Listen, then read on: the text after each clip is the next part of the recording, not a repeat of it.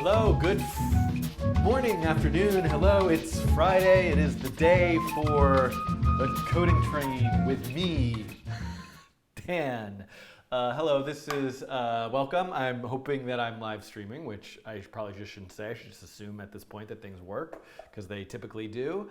I'm a little bit earlier today than I often am on Fridays due to a bit of a scheduling change. Someday, the universe will come together with some way that I establish a regular weekly time slot that I do every single week. But at this point, I'm still kind of a bit of an ad hoc YouTube streamer, if that makes any sense.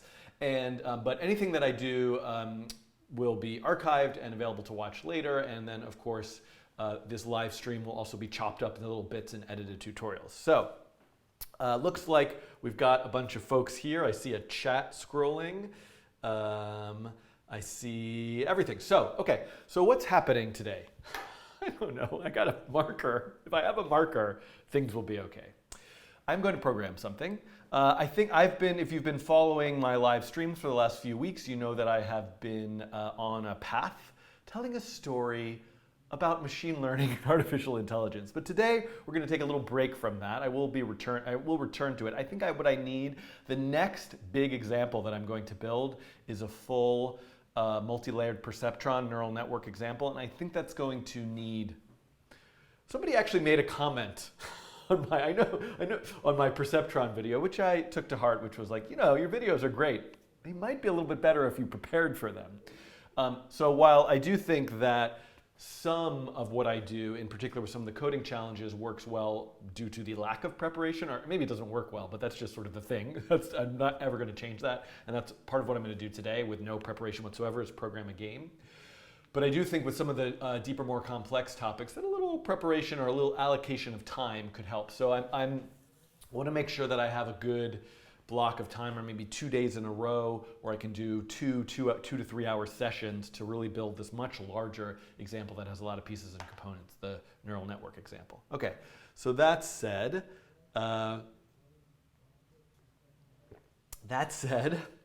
what will I do today? My kids, who are ages 5 and 8, suggested that I do a fidget spinner simulation, which I am considering. I don't want to just latch on to the latest craze. I don't know if I have my pet rock somewhere around here to do a pet rock simulation, or a hula hoop simulation, perhaps. Earlier crazes, I suppose. What's another one? Anyway, but we'll see. Maybe I will do that. But it has been requested for a while to look at the game Frogger. So let's see here. I'm going to open up a web browser.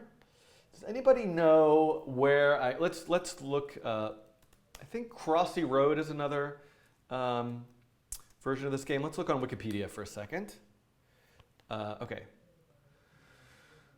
So Frogger apparently is a 1981 arcade game. I have definitely played this game before. I have never programmed this game before. The idea loosely, let's see if we can find an image, is that you are a frog.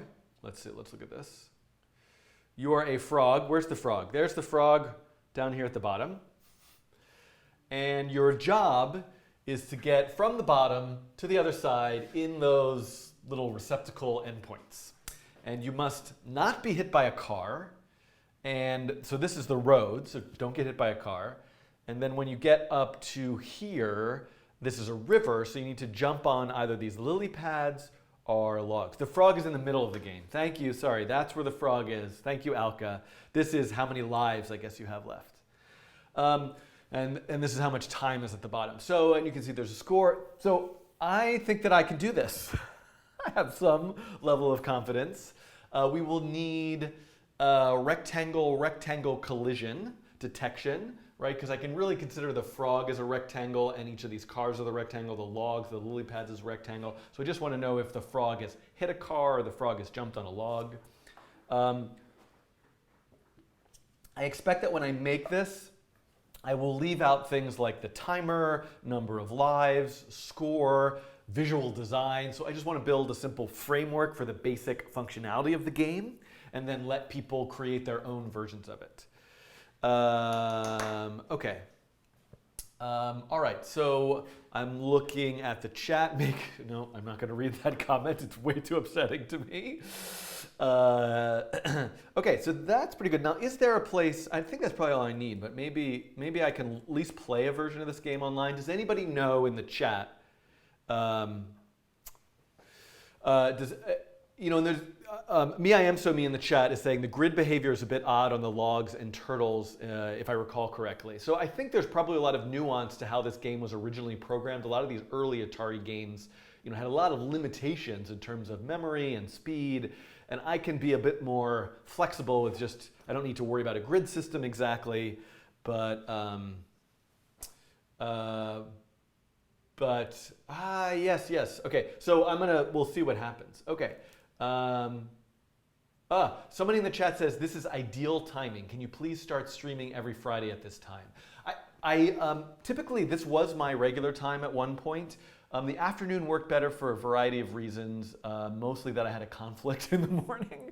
And right now, it's sort of summer, and to be honest, summer schedule is going to be so wacky in terms of travel and different other things going on. So I'm just going to kind of, on a week-to-week basis, schedule live streams when I can. But I will take note that I know that this time for some people is very good. I will say that if you want to support what I'm doing, just watching and giving some helpful criticism or supportive words is always helpful. But you can go to patreon.com/codingtrain. That is a crowdfunding website, and members of the patrons of the Coding Train channel can get access to a Slack channel where I am very good at announcing when I'm going to go live in a Slack channel there. Simon in the Slack channel says use OOP, and in fact, I really think this is a great suggestion. I think that this particular game is a really excellent opportunity to use certain principles of object-oriented programming like inheritance and possibly polymorphism. And so I'm going to actually program this in processing using Java, which I think is just a place that I'm a bit more comfortable with in terms of the object-oriented programming stuff. And also, I'm really living in this place where I want to explore this summer more about programming in JavaScript with ES6 and with functional stuff. I've been getting a lot of feedback in the patron Slack group that's been discussing and kind of pushing me in that direction. And I'm a little bit cautious, and I like to do things in the simplest way possible. But I feel so conflicted about that sometimes, like, if I just do this in processing, that I don't have to worry about kind of what flavor of JavaScript I'm doing at the moment. So that's kind of a plan. Ted in the chat asks, please use P5.js.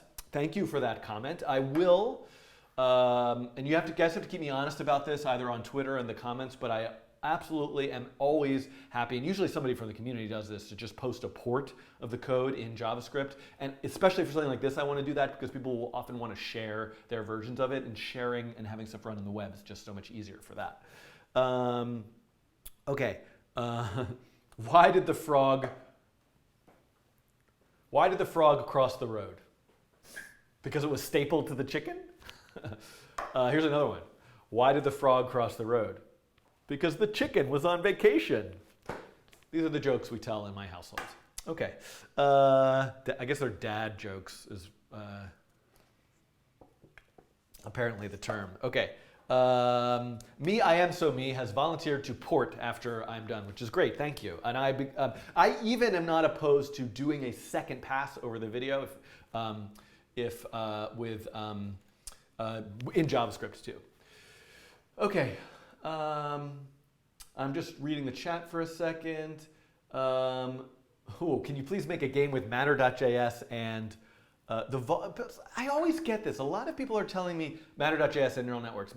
Yes, I'm definitely going to do some stuff with neural networks and games and training AI agents to play games, and it's just going to take me a while to get there, but I will be doing all of that. I'm speaking a little quieter because I can hear that there's a class going on in the room next to me, and I don't. Once, when I did a live broadcast, somebody came in and said I was making too much noise. So I wonder if Can you guys let me know if the levels seem okay? In particular, in the Slack group is a little easier for me to follow. Can I start? Yes. A lot of you are new here probably because I can see that you said, hey, your camera shut off. This is something that happens to me. I'm like Sisyphus here. I could probably fix it, but the cameras go to sleep. The cameras I'm using go to sleep after 30 minutes. I have to go press a button to wake them up because you never know. I might fall asleep in the middle of my thing. Okay, so this is with some music and me talking, and perhaps the levels are a little off with the music and me talking. Are you ready for Frogger? Okay, how are the levels? Okay, so I'm going to wait to get some information from the chat, and then I think we're going to start with Frogger. I'm just curious.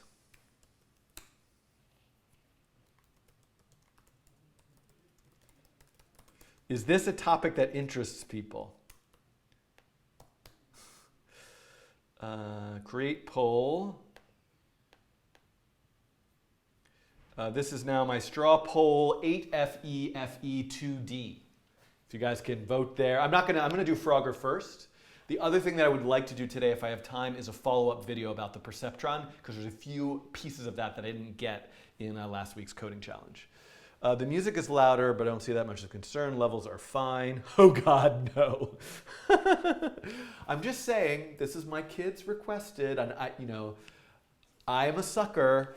I will do anything for YouTube views and likes.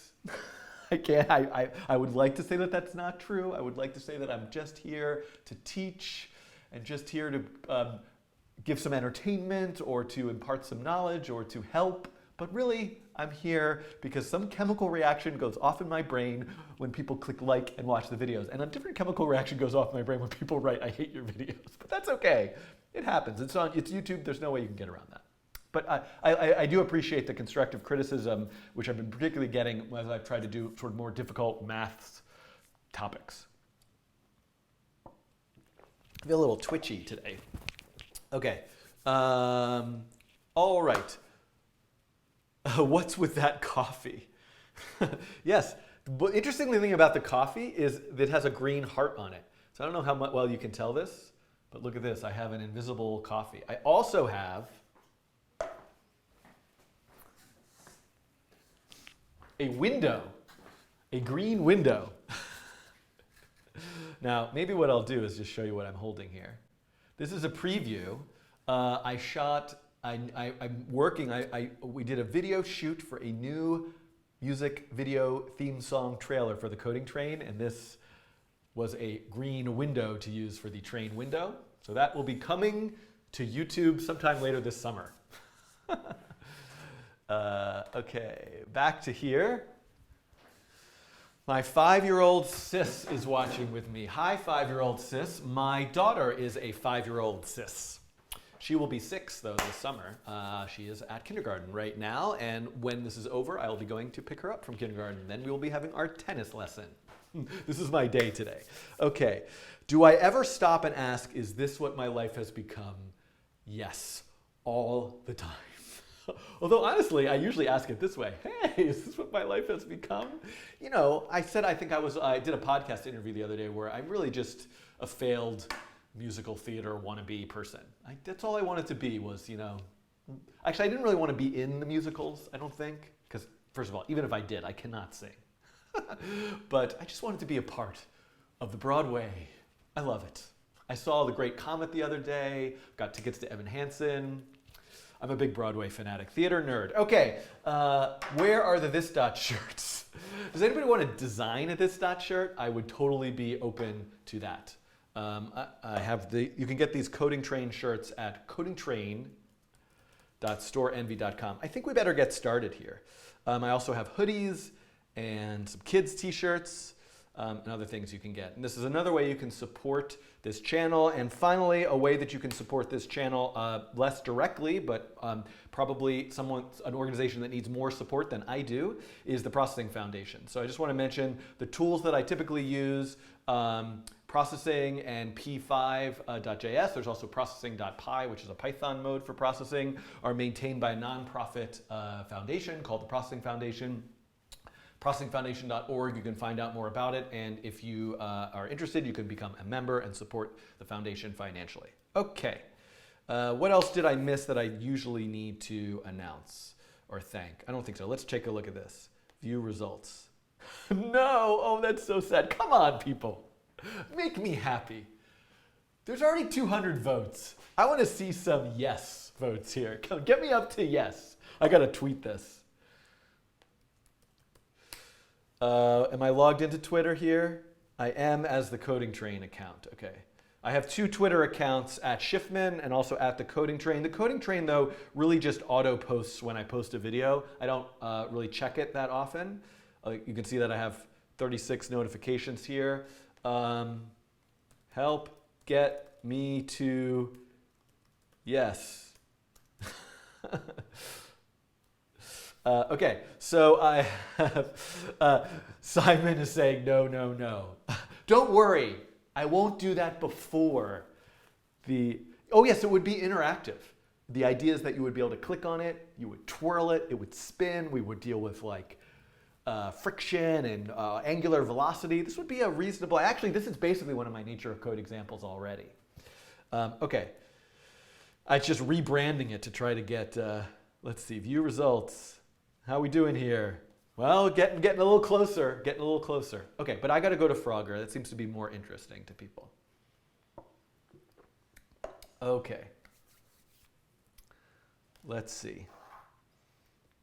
Should I wear some of my train conductor costume? That's another question. Okay, well look, a machine learning fidget spinner. That is genius. I have to think of a way to figure out to make a machine learning. Wait, if I just did neural network fidget spinners or some sort of like all these like buzzword things that people wanted to learn plus fidget spinner, that would be amazing.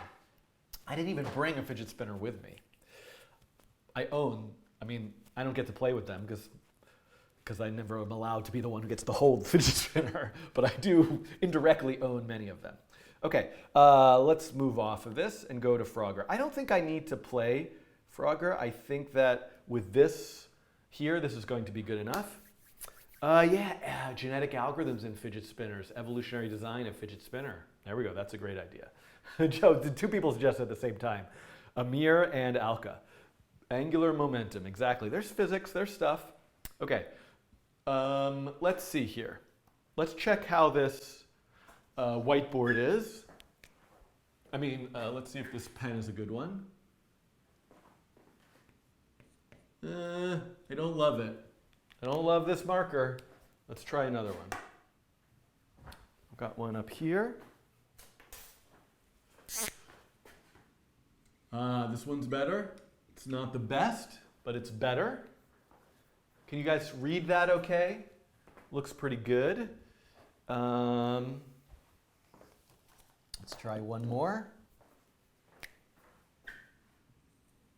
pretty good. Okay, this one actually is even a little bit better. All right, I think I'm gonna be ready to do the first coding challenge. So my plan is to do this, text seems fine on the whiteboard, great. My plan is to do this in multiple parts. I think what I'm going to do is just create the basic mechanics of the frog moving. Let's think about this.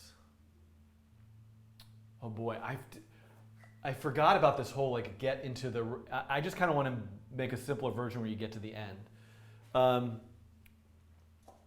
I can hear sounds from the next. I'm thinking about this. So one thing that I've learned is that I think sometimes when I try to implement every single detailed feature of a game, my videos tend to spiral out of control.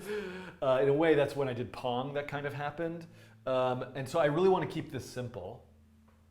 There's like a buzzing coming from the room behind me.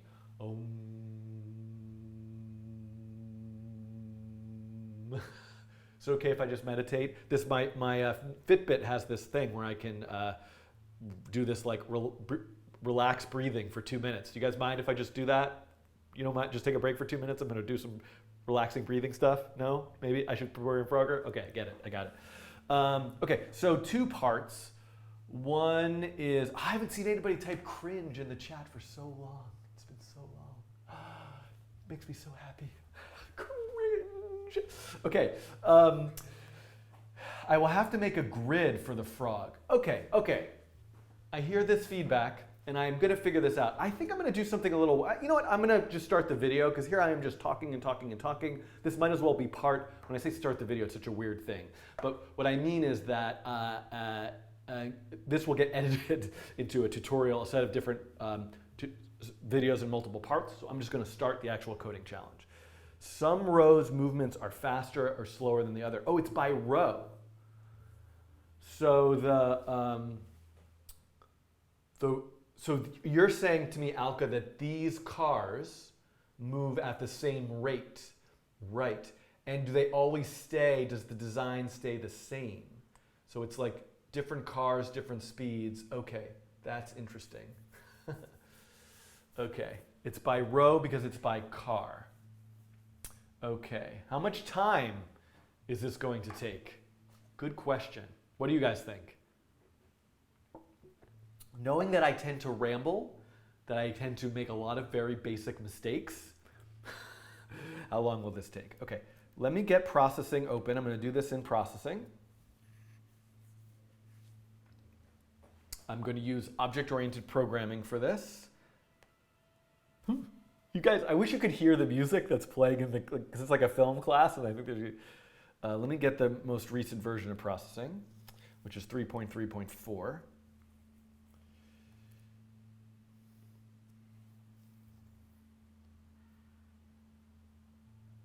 As always, I always forget the this dot, this dot, this dot, this dot. I'm gonna do this dot, this dot. I'm gonna do this dot, this dot, this dot. I'm gonna do this dot, this dot. I'm gonna do dot, this dot, this dot, this dot, this dot's on. This dot, this dot, this dot. Never forget this dot, this dot, this dot, this dot, this dot's on. This dot, this dot, this dot. Never forget this dot, this dot, this dot, this dot. I'm gonna do this dot, this dot. I'm gonna do this. Looks like I've got processing now. Let me open this up. And do this here. How is this font size for you guys? Gameplay. Bergner in the chat just Bergner in the chat just posted a YouTube video with Frogger gameplay. Let's see if I can get that up here.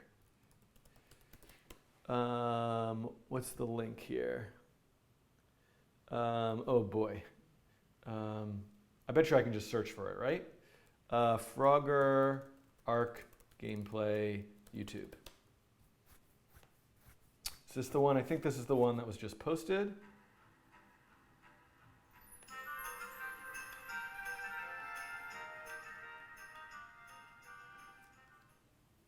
So let's take a look at this.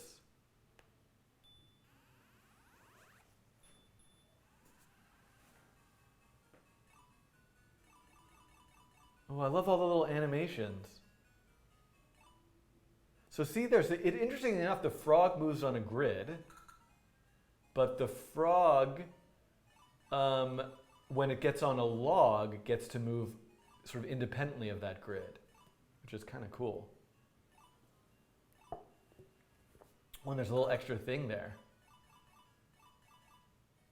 Can you guys hear the sound, by the way? It's like Crossy Road. Doesn't Frogger predate Crossy Road?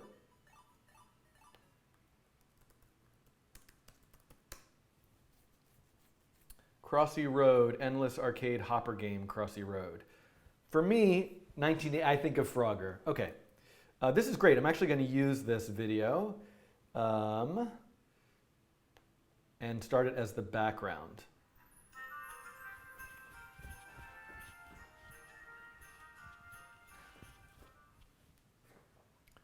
I'm going to get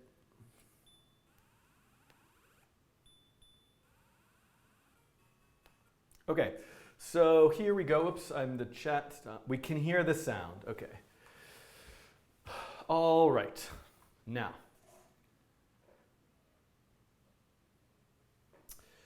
How we doing, everybody? You ready for this? I'm going to go and you look like I agreed. You will get no argument from me there.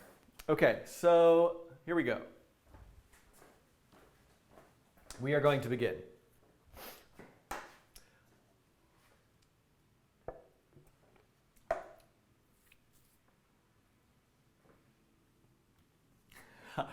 Only because you all said cringe in the chat, that means I am bringing out the train whistle.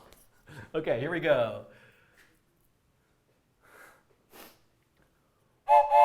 Hello, welcome to another coding challenge with me, coding challenge person, YouTube thing. Okay, this is a game called Frogger. I'm gonna play this video here.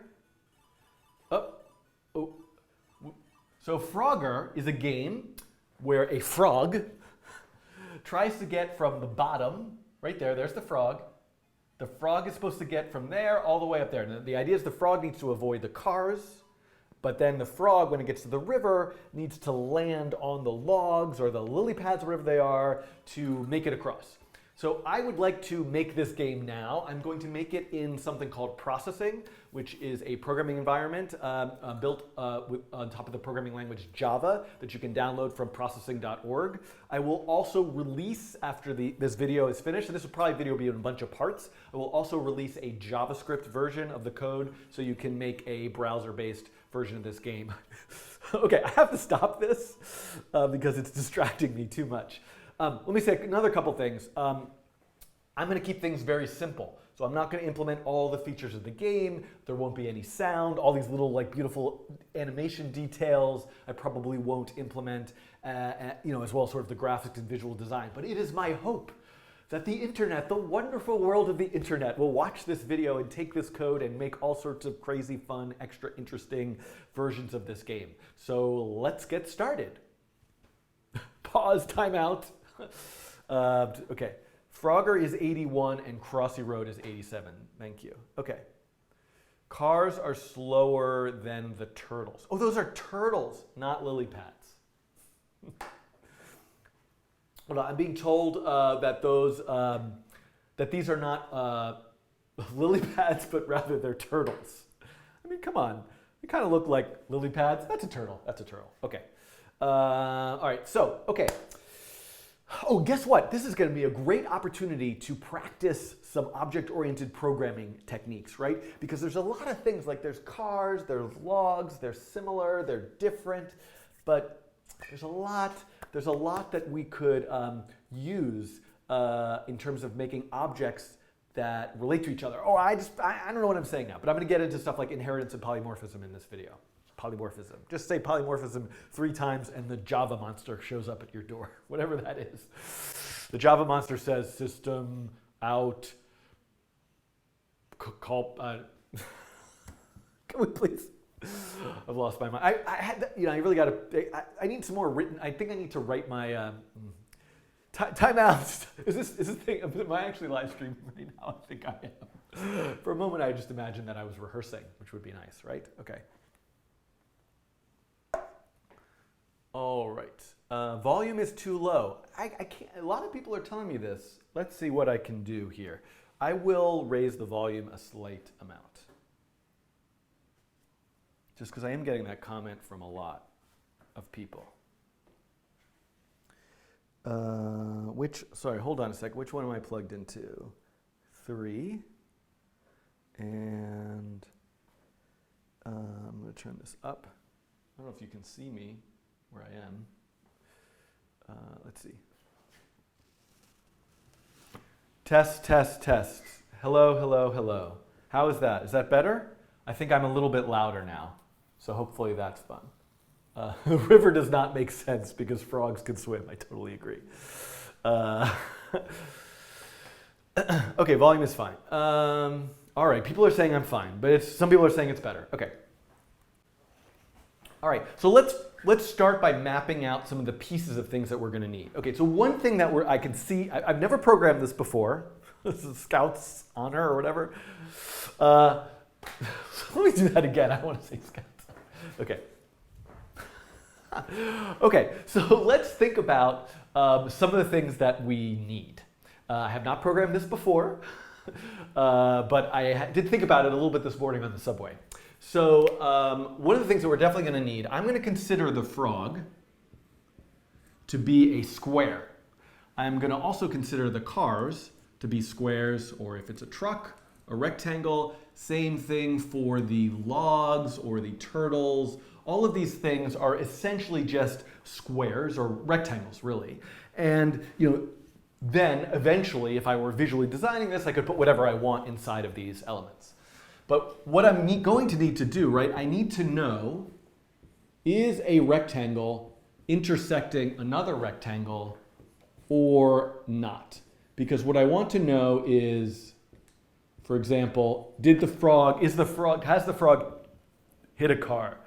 So I need a function that tests whether any two rectangles are overlapping or not.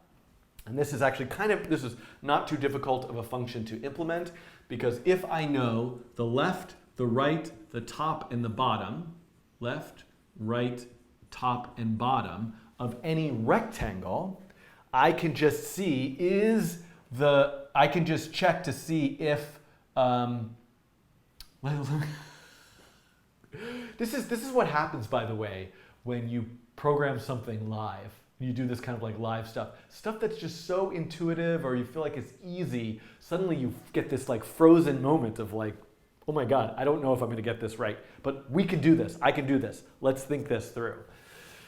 Okay, so if I have two rectangles, each with left, right, top, and bottom, if the left of one rectangle, right, if the left of this rectangle is less than the right of this rectangle, or the right of this rectangle is greater than the left of this rectangle, then, right, that's these cases, right? These are overlapping. But one of these has to be true, and the top of this rectangle, if the top of this rectangle,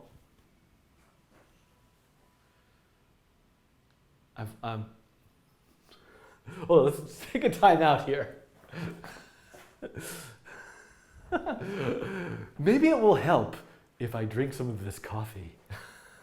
I usually don't have coffee. I didn't get a good night's sleep last night.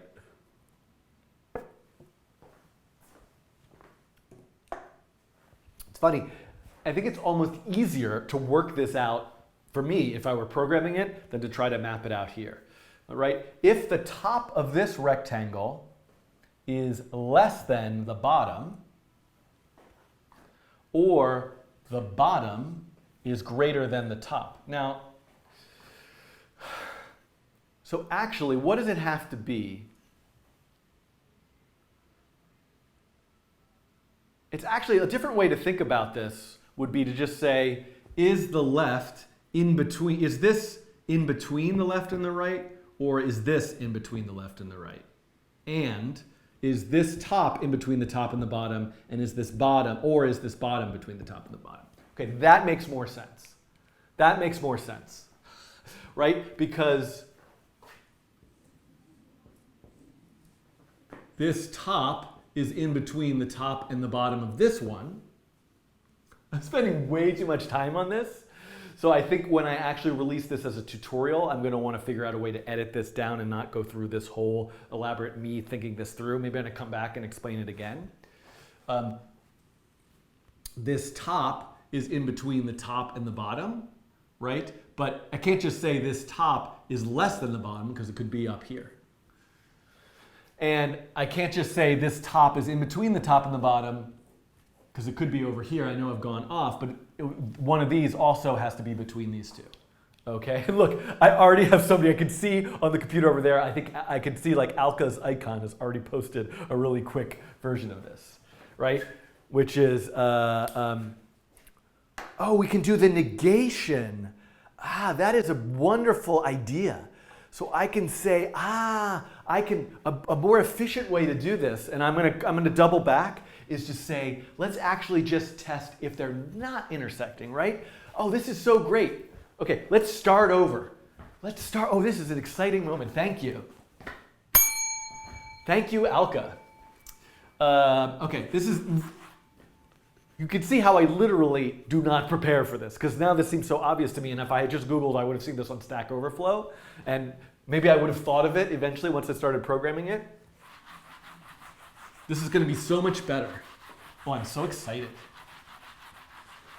I'm going to erase all this. I don't remember where I was. I'm just going to come back to the beginning. We're going to start this tutorial over. I know that thrills all the live viewers to go and open a window, get some fresh air, go get a cup of tea. Just take a couple minutes to do something else, because I'm gonna get this happening a bit speedier. Okay. Okay, here we go. Okay, so let's map out some of the things we need. No, I didn't just do this a few minutes ago and mess it all up. Let's map out some of the things we need to program Frogger. So I'm going to consider everything in the world of Frogger to be a rectangle. So the frog is a rectangle. The cars are rectangles. There might be a long rectangle if it's a truck, or an actual square. The frog's going to be a square. The same thing, the logs, the lily pads, everything's a rectangle. Because what I want to be, I obviously could put my own image in there. There could be a little animation. I hope that's what you guys will do if you make a version of this after watching this video. But the only thing that I need is to be able to know, does the frog intersect a car, or does it intersect a log? So I need rectangle, rectangle intersection. And it turns out, after getting a little confused and doing a little research, there's a really nice way of doing that. So I could actually do something. So if I have a rectangle, and what I'm keeping track of is the left side, the right side, the top, and the bottom. And if I had, this is R1, for example, and if I have another one that's R2, that also has a left, right, a top, and a bottom, I could say something like, well, is the top of R2 in between the top and bottom of R1? If it is, and also like the left side is, but that's actually going to be a lot trickier than just, what if instead of trying to determine if they're intersecting, what if I just try to determine if they're not intersecting, right?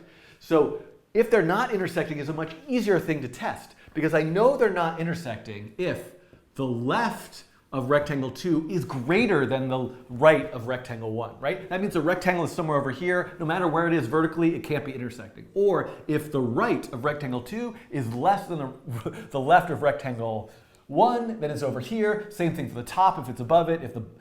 So same thing for the bottom if it's above it, and the top if it's below it. So if I can determine if it's not intersecting, then not intersecting is intersecting. So let's go write that code really quickly. There's some music playing that you guys can't hear, but I can hear it. And it's not just in my head. There's a room back here. Okay. So what I'm going to do, this is a little bit silly and unnecessary, because there is actually a Java class. Can you hear it now? It's much louder. There is actually a Java class called Rectangle that I could make use of, but I am going to just make my own. And I'm going to give it a left, a right, a top, and a bottom. So I'm going to create a rectangle that has a left, right, a top, and a bottom. And when I make that rectangle, I'm going to write a constructor for this object where what I'm actually going to do is I'm going to allow the rectangle to be defined with an x, a y, and a width, and a height. And then left is the x, right is the x plus the width, top is the y, and bottom is the y plus the height, right? So often, let me save this as Frogger. So often in programming, I wish you guys could hear the sounds that are coming. I'm just not talking about them because it's just going to be weird for people who are watching this and can't hear them, and you think I'm a crazy person with sounds in my head, which would not be such an unreasonable thing for you to think if you've watched any of my videos. But nonetheless, I digress. Typically in a lot of computer graphics environments, if I'm going to define a rectangle that's going to appear on the screen, I'm going to define it with an X, a Y, and a width and a height. But here I want to actually keep track of the left, the right, the top, and the bottom for this intersection test. Then what I'm going to do is I am going to write a function here called intersects. And that function, oh good, people in the chat are telling me they can hear the sound. I am not completely insane, only just, mildly. Boolean intersects. I want a function that returns true. And let me zoom out here. And it receives another rectangle. So I want a function that tests a particular rectangle against another rectangle, whether or not they're intersecting. So the big expression that I want is I want to say, if I know they're not intersecting if I say that this dot left is greater than the other's right, or, right, so I actually don't, in Java, I technically don't have to say this dot, but come on. If I have an opportunity to write this dot, I'm going to write this dot. So I want to look at this rectangle's left versus the other rectangle's right, or this rectangle's right, and maybe I could just put a line break here, is less than the other rectangle's left, or this rectangle's top is greater than the other rectangle's bottom, or this rectangle's bottom is less than the other rectangle's top. So if I return the result of this Boolean expression, if any one of these things is true, right? If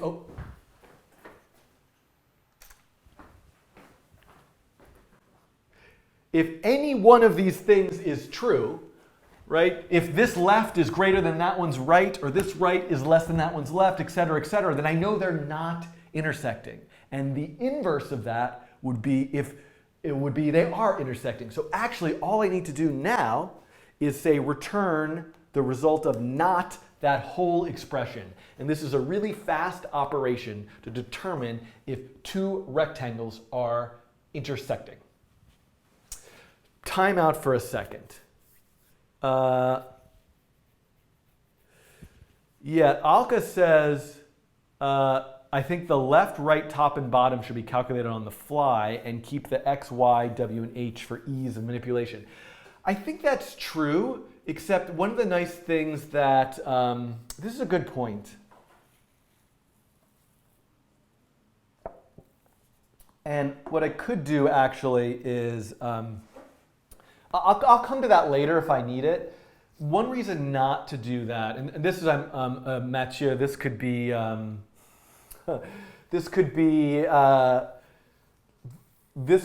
Sorry, I'm thinking. Processing actually has a rectangle mode called corners, which allows me to draw a rectangle based on the corners. But you're right, if I'm going to be using images and sprites and other things. But I can always double back and add those as variables here. I think there's a lot of different ways I could work this out. Okay, so the question is how far, and Me writes in the chat, remember, premature optimization is the root of all evil. I could not agree more. And I would say, should you port it in ES6 or not? Me is asking. How about both? You're welcome to port it in ES6, and I'll do the non-ES6 port if you prefer. But I definitely want to have a not ES6 port that matches kind of my other examples. I really should have both. Okay. Okay, let's see. How are we doing here? I'm keeping track of like parts here. I might want to do this in multiple parts. Okay. Gendrick asks, why don't you negate all the comparisons and change the ors to ands? I think I could do that. This to me feels a little cleaner in terms of writing it. And the way that I thought of it, I mean, it came from a suggestion from Alka, which I think probably came from, maybe, just based on the comments, seems like it came from somewhere else. But for me, it was easier to think of the whole test for if they're not overlapping and then just negate that whole test. But you're right. And again, I haven't actually tested this code, so I don't know if it's going to work. Okay. All right. So, okay. So I got to keep moving here. So we're going to make the frog now. I have an idea. I have a crazy idea. Oh, I'm excited. Okay. So here we go. All right, so now I think it's time, right? We have our sketch. What I ultimately want to start with is I want to be able to write some code like this. Frog F, or frog. And then I want to be able to say size, I want to have a canvas that's like 640 by 480. And I want to be able to say frog equals new frog. And I want to say things like frog.show and maybe frog.update or something like this.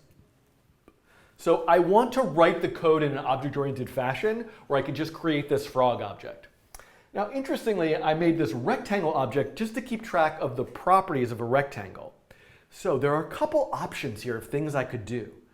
I could make a new class, right? I want to make a frog object. So to make a frog object, I need to say class frog. And then I need to have a constructor function, and I need to have a function that's like show and a function that's update. So this is the skeleton of the frog class, the class being the template for making an object.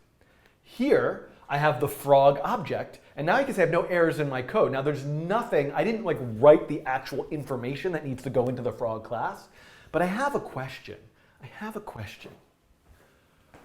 A frog is a rectangle. So there's two approaches I can take here. I'm very excited about this because I haven't covered this in a lot of my videos. I'm going to look at something called inheritance. What I might have done previously in other videos to avoid talking about inheritance is I might have said, a frog has a rectangle associated with it. So the frog keeps track, part of its data is the rectangle which defines where it is. And in some ways, I kind of want to do that because I think there will be some simplicity to that. However, something else I could do is I could say frog extends rectangle, meaning the frog is actually a rectangle. And the frog itself has an intersects function. I don't have to retype it. The frog inherits all of those properties, left, right, top, bottom. The frog inherits the intersect function. And now I can add additional functionality to the frog. And the reason why this maybe will be so powerful is I'm going to say class car extends rectangle too. So the idea is that the rectangle is the foundation for all the other things that will be in the world, but cars and frogs behave differently, so they also need their own code. So this is how it's going to work. So let's comment out the car for a second, and let's start working on the frog. Now, we do have an error here. It's giving me this red squiggly line, the red squiggly line of doom. Red squiggly line. So let's at least look and see what is that error here. And it's going to say, oh boy, we do not like this error. I don't have my sound effect for this error. I'll just play this one. Implicit superconstructor frogger.rectangle is undefined. So one of the odd things about working with inheritance is I need to define the constructor, the way an object is made, in a somewhat of a special way. So the rectangle has a constructor. Make a new rectangle. What I want to say is that the frog also gets an x, a y, and a width, and a height, right? That's how I want to define a frog, but I need to figure out how, when I define a frog with those values, do its inherited properties get set, and the way that I could do that is with a keyword called super x, y, w, h. And what this does is this says, when I say new frog with an x, y, width, and height, then make sure you also call the super being the parent, the super class's constructor function, passing in those values. So this initializes the inherited properties of frog. Okay, so now I have a frog that has essentially a rectangle, and I can also do this thing where, you know what, maybe it's going to be useful to me to actually keep track of these properties here, and I'm going to put little underscores here just to like differentiate. I know this is getting a little bit cryptic, and I have an allergic reaction to cryptic code, and I really try to avoid it, but let me just try to explain what's going on. The frog keeps track of an x, y, width, and height. There's some redundancy here. The rectangle keeps track of the left, right, top, and bottom. So all of those properties are all together. And then so I initialize the stuff that's inherited from the rectangle through the super function, and then I think this is probably overkill here, and I regret doing this, and I want to go back and not do this, because I think I could get away with just the. I'm pausing for a second. Frog and car is XY size, says Simon. Truck is XY width height. That's a good point. I could just keep it as a square. It only needs one property. People are talking about which text editor they prefer in the chat. I'm trying to think if I kind of, through Alka's comment, do I want, I feel like I went on too much of a digression here. And that it's actually going to be totally fine to just draw it using left, right, top, bottom. Please don't do that. That is cringy. This dot x equals x. Yeah, I should probably do it that way. Okay, hold on. I'm gonna back up here. This is one of these days where I just feel like sometimes I do these coding challenges and I want them to have no editing, and then other days I kind of just go off the editing deep end. Today is an editing deep end day. Okay.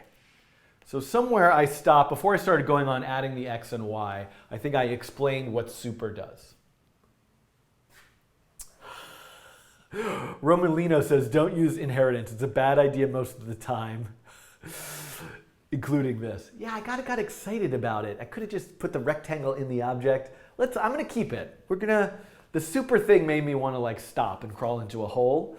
But you know, why not? I'm going to keep going. Oh, look, and then somebody says inheritance makes the code beautiful. So we're just trying a lot of different things, but I'm not going to add the redundant variables. It kind of was making things a bit of a mess. I don't actually need them at the moment. So, okay. So Mathieu, if you're able to follow this somehow, I'm going to edit point from where I explained what super does, and now I'm just going to add the show function. Okay. So now that I've written the frog constructor, which essentially just calls the parent constructor, the super constructor in rectangle, I can now give it, let's have the frog start somewhere arbitrary, 100 or 100, 50. And you know what? The frog is a square. So let's do one little goofy thing here, which is the frog is never not going to be a square. So I can just reuse that. I can just show you a little trick here. The frog only needs 3 variables, and then when it makes the rectangle, it uses that width for both the width and the height. There's a little optimization there for no real good reason. And then I'm going to get rid of this update function. I'm going to say background 50, background 0. Let's just make it black. And then frog.show. So I want to see that frog. So I'm going to write a function now that says fill 255, a rectangle, left, right, top, bottom. Left, right, no. Left, top, right, bottom. Right? I want to draw, there's a way that I can draw a rectangle, and I haven't actually done it yet, by referencing this point, which is left, comma, top, and this point here, which is right, comma, bottom. Left, comma, top, right, comma, bottom. And processing will do that for me if I say rect mode corners. So this is a particular way to define a rectangle by its corners, and since those are the properties, that music is coming from me. I clicked something by accident. Boy, I hope I don't get a copyright violation on this video. I'll have to edit that out. Actually, let's edit that out, actually. Oh, it's still playing. Oh. I had some Mozart that I was using that was royalty free, I thought, but okay. Let me go back here.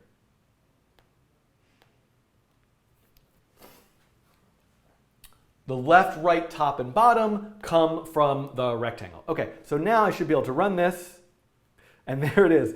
Guess what? You've watched a video now for insert number of minutes so far here, and what did I do? I programmed a square, a white square on a black background.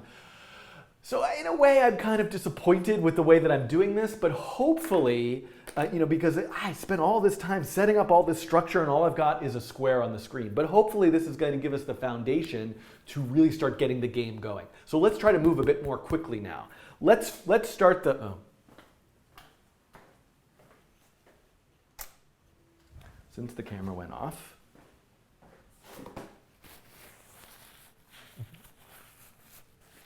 Okay.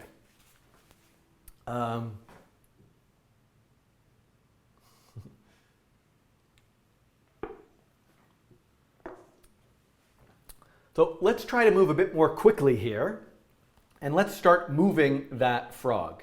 So I think, okay, so here's the thing. If I go back to that gameplay video, which is here, where's the frog? Come on, frog. Where are you, frog? Frog! Oh, there's the frog. You can see the frog always moves a distinct amount of space with each movement. And it looks like the frog is actually moving essentially based on a grid, which is about the size of the frog itself. There's some nuance to that, but so what I want to do here is create a function. I'll call it move, and the frog will move by some amount, or maybe a direction. So let's have a global variable, which I think I'm going to call it grid. So let's think, again, I'm going to be very fast and loose with this idea of a grid. Some games operate entirely fixed and locked to a grid system, like Tetris, for example. I'm going to kind of just sort of think about this grid in a loose, informal way and use it when convenient and not use it when inconvenient. But let's just say the frog, right? The frog's size was 50. So let's also right now have the grid be 50. And I'm going to say the frog size is the grid like -4. So I'm going to kind of think of just this idea of there being a grid over the window, over the whole window, and but the frog kind of being a little bit smaller than that actual grid. And there's going to be like centering issues. Forget it. I'm going to keep things really simple. I'm just going to have the frog be the exact same size as the grid. You know, if eventually someday if you were to use like a sprite or an image, you could actually just have some transparent kind of like buffer border that keeps it a little bit smaller. I'm gonna keep things simple here. So we're gonna have the frog be the same size as the grid. And so the frog, when it moves a given direction, which we could say a given x direction and a given y direction, it can't move diagonally, but let's just write it this way. We're going to say x plus equals, left. There is no x, right? I've defined this frog entirely by its rectangle, which is the left and right and top and bottom. Now maybe I want to have some redundant variables to keep track of its x, y, maybe one its center. Oh, there's so much I could do here, but let's just keep going. Let's just fast and loose. Left plus x direction, and then top plus y direction, okay? So that's what I want to move it. Now, I want to move it when I press the arrow keys. So I'm going to write a function, global event, called keyPress. This is part of processing. And I can say, if the key is coded, right, isn't it? No, hold on. Timeout.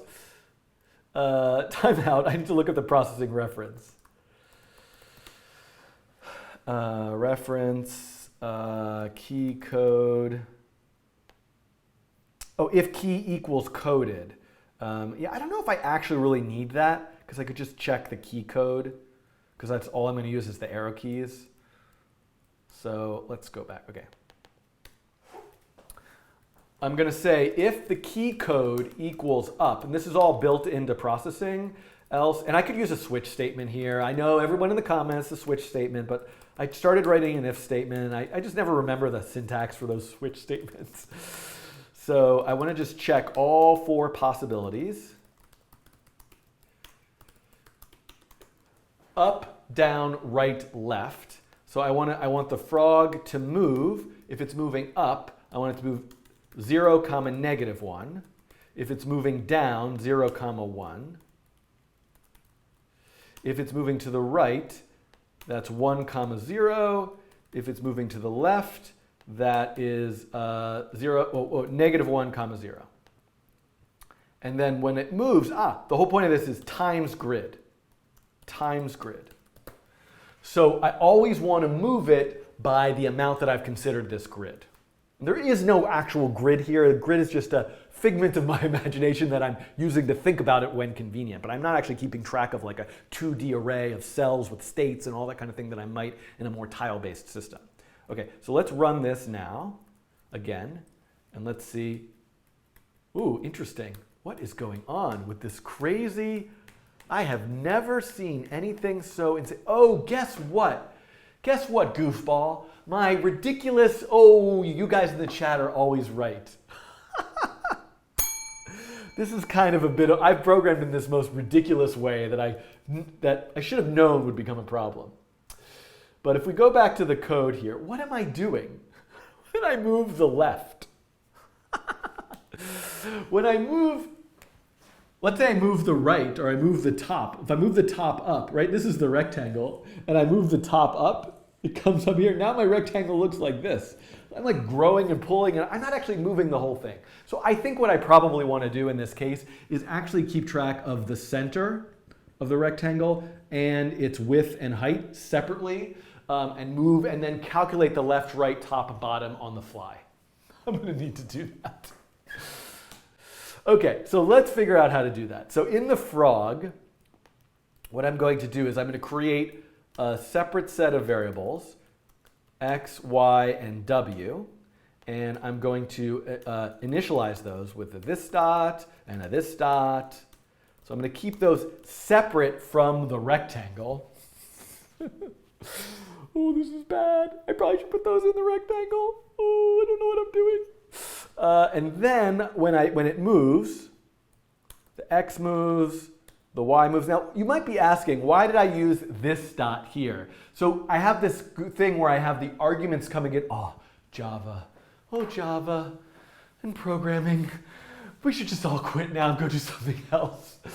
But what I have is I have the constructor arguments. And those are sort of temporary local variables to the constructor, and I need to differentiate those from the actual variables that are tied to the frog object itself, which are the, so if I want to specify those, I'm going to say this dot, and these, these are just the constructor arguments. Okay, so what I want is to change, but down here there's no confusion, so I'm going to leave out the this dot. This is probably a terrible idea for a variety of reasons that I'm sure I will hear from all of you, but that's what I'm going to do right now. Okay, so then I'm going to draw it. I'm going to actually say, I'm going to say rect mode. I'm going to just leave the default rect mode. And I'm going to say x, y, width. Okay, so now if I do this, we're at least moving the frog correctly now. I fixed the moving of the frog. Someone in the chat wrote, this is going to be Pong all over again. I'm going to do this in multiple parts, though. I fixed the moving of the frog, but the rectangle is not in the right place anymore. So what I could actually do, just for debugging purposes, I'm going to say rect mode corner. Sorry, rect mode corner. Rect mode corners. Left, right, left, top, right, bottom.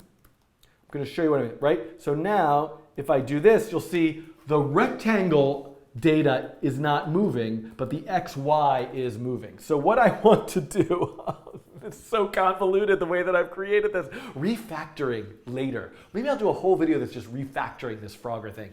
You'll enjoy that. It's coming eventually. Left, right, top, bottom. Okay, I don't need that anymore. What I want to do now is when I move it, I should say update x, y, w, update based on x, y, w, w. Okay, so I'm writing a function called update, which I will put in the rectangle function, which really just does exactly what the constructor does. And I'm actually going to now, just in the constructor, change this to this. So in other words, the rectangle has a way of always updating the left, right, top, bottom, which I need only for the intersects function. And it will do that whenever the x and y changes. So this now, if I run this, we should see they're both in the same place. Pause. Super calls, yeah. So, you know, I'm kind of regretting a little bit my sort of like inheritance idea, because I don't know if it's making it more convoluted than not, but, you know, we might get the benefits of this later. Make this dot top less than this dot bottom. I'm just sort of seeing in the chat that people are lost. Oh. I could have just moved the left, the right, and the top and the bottom. Yeah. Maybe I should go back, because that made it kind of convoluted, right? Maybe I should just fix my move function by moving the left, right, the left and the right and the top and the bottom. But I'm going to have to do that with everything. I totally want to start this over again. Because I made it in such a convoluted way where it's really just so simple. Like all I needed to do was in this intersect function, just calculate the left and the right dynamically, and just always have the rectangle be an x and y and a width and a height.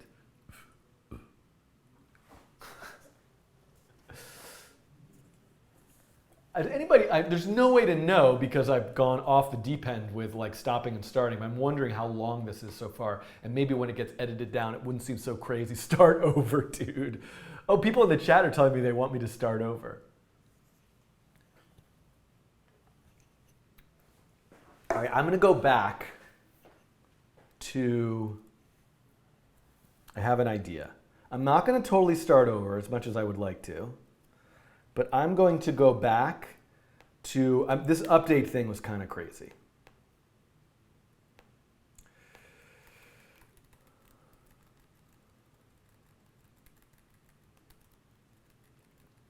I'm going to go back to the part where I moved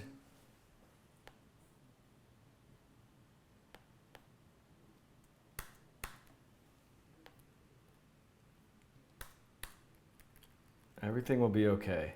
Everything will be okay. I have to pee now also. I'm going to have to take a break because I think I got very anxious here. Okay. Let me go back. I want to go back to this part.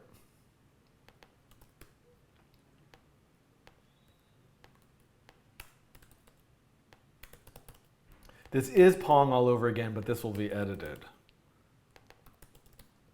So this is the part where, why am I not seeing the frog? This is the part, rect mode corners, left, right, top, bottom. Left, right, top, bottom.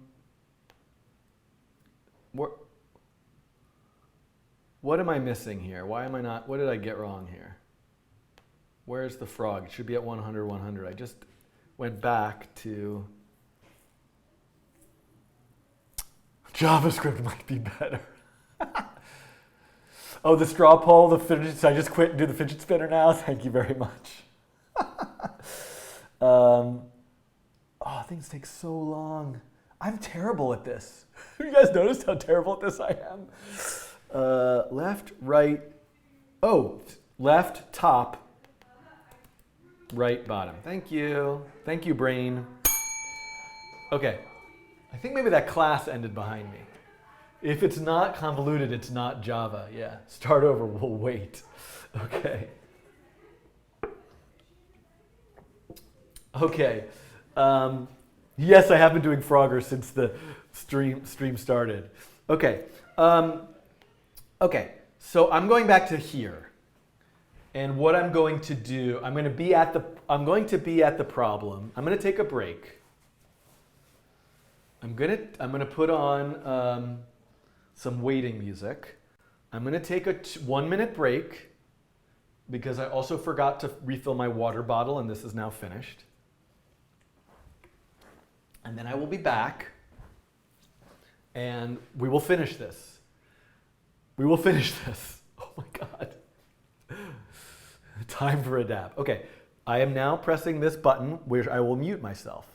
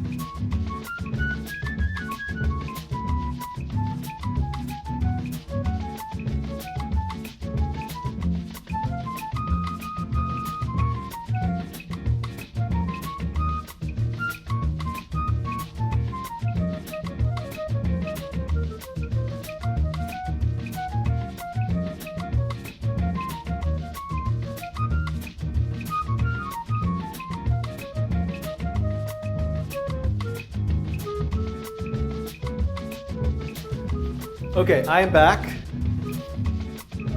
I have some water. I know what the problem is. I'm not staying hydrated. Also, I feel like this is a little bit low, and my neck is hurting me because I'm like hunched over. Okay.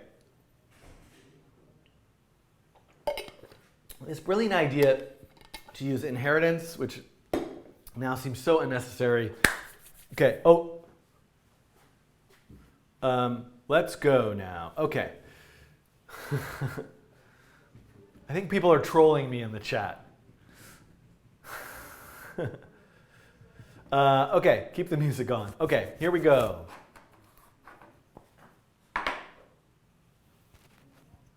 I forgot what I wanted to do. Okay, here we go. So I'm going to go from where this gets messed up. Oh, okay, so what's going on here? So obviously, I just did something very silly, which is that I'm only moving the left, and so I'm only moving the top. So if the top moves up, or the top moves down, then I'm just growing or shrinking the rectangle. So this is a problem. And I could get around this by saying like, oh, let me move both the left and the right, and the top and the bottom. But I think what I'm realizing is it's just going to be better for everybody involved and for the future of this game of Frogger. For me to just actually consider the rectangle itself to have an x, a y, a width, and a height. And then when it comes time to test for intersection, that's where I can just calculate these values on the fly. And so I need to do that for this particular rectangle, and then for the other, I'll call it O right, O top, O bottom, which would be other dot x So what I'm doing is, and again, I'm sure this could be optimized in some way, but if the rectangle itself keeps track of an x and y in width and height, then I can very quickly just calculate the left, right, top, and bottom of one rectangle, the left, right, top, and bottom of the other rectangle, and then I can test those. So I'm doing a little refactoring, and I'm sure I'll come up with a reason why this was a terrible idea sometime later. But for now, I can rewrite this code like this. So this is exactly the same, but the rectangle is keeping track of x, y, width, height. Now I have a little bit of an issue here, which is that I made the arguments here to the constructor x, y, width, height.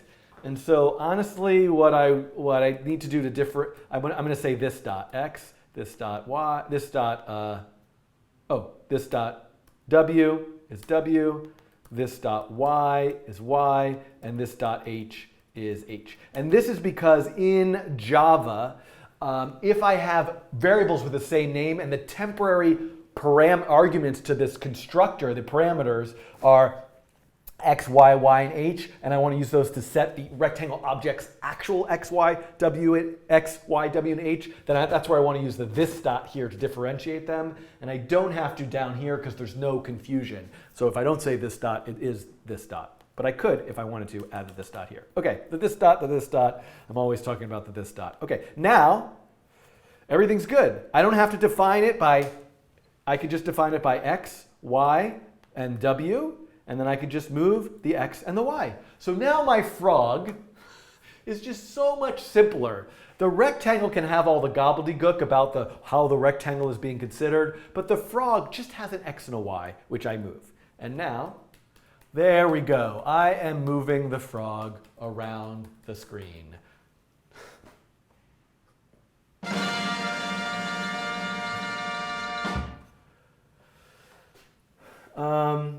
Okay, he went away when you left. Okay. 8 hours. All right. Okay, so now, oh, right.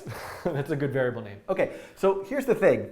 Do I dare now go on to part, I think this might be part 1. I think the whole part 1 was just programming the frog. So I'm going to start the frog at the bottom. Okay. So intersect has an error. All right. Oh, yes. Oh, that's why everyone's saying, oh, right, not just because that sounds funny. Oh, right. All right, I'll come back to that.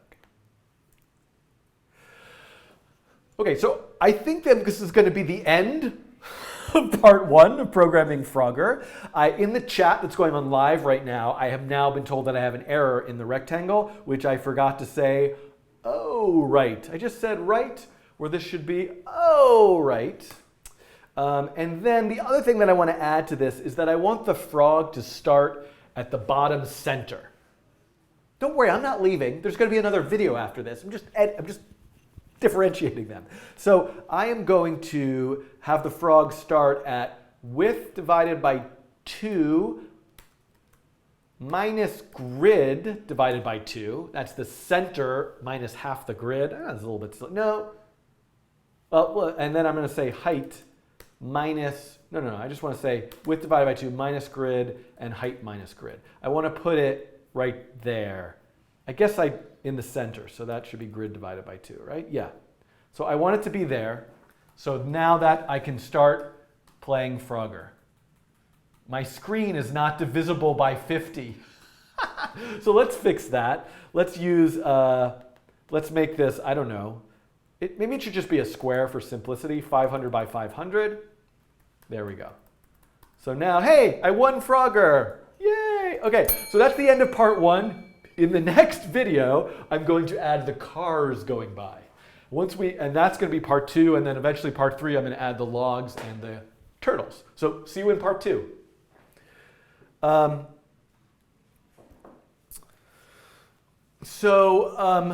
The reason why I'm doing this, I'm not going, I mean, I have another 40, I'm going to be here for another 40 minutes. I might just stay till, I'm going to be here for another hour. And what I'm going to do is, I'm I'm not leaving. I just want to have these divided into parts so that they're shorter videos that people could watch. And maybe this will actually only be like 20 minutes, even though it took me an hour because I kept stopping and starting.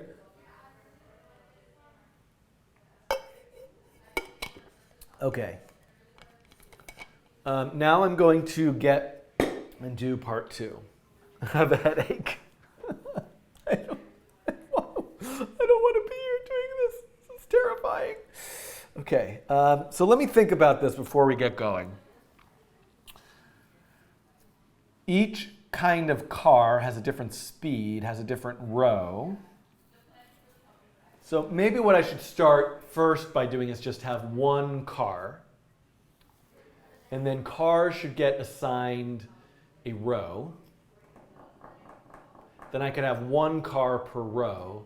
And then I eventually could have multiple cars per row. And the spacing is probably somewhat random. And as they get to the end, they just come back to the beginning. Okay. Yeah, I know, I'm like, for some reason I have so much trouble with these little simple games, and yet I'll be like, I'll just do that neural network programming thing. Okay, here we go. So we're going to be now in part 2. Stay hydrated for part 2. Get some energy. I don't know about doing these live sessions before I have lunch. I needed to eat a bigger breakfast. Clearly, I didn't have my Wheaties.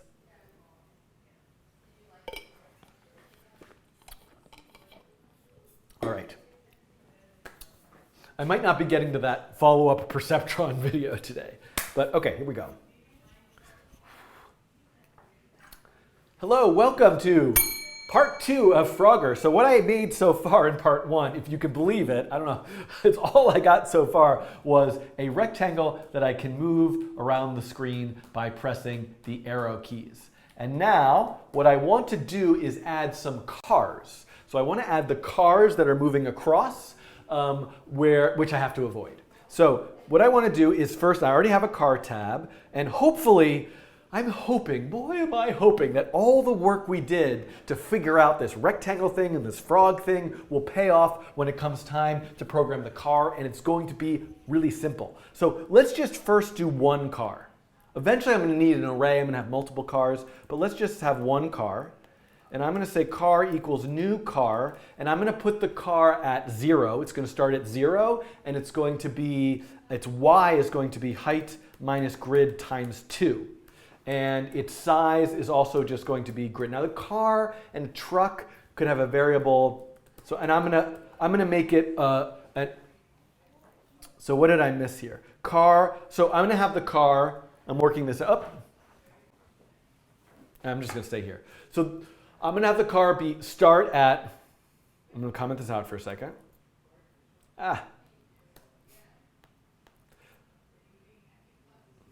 Oh, edit this part out, I screwed up again.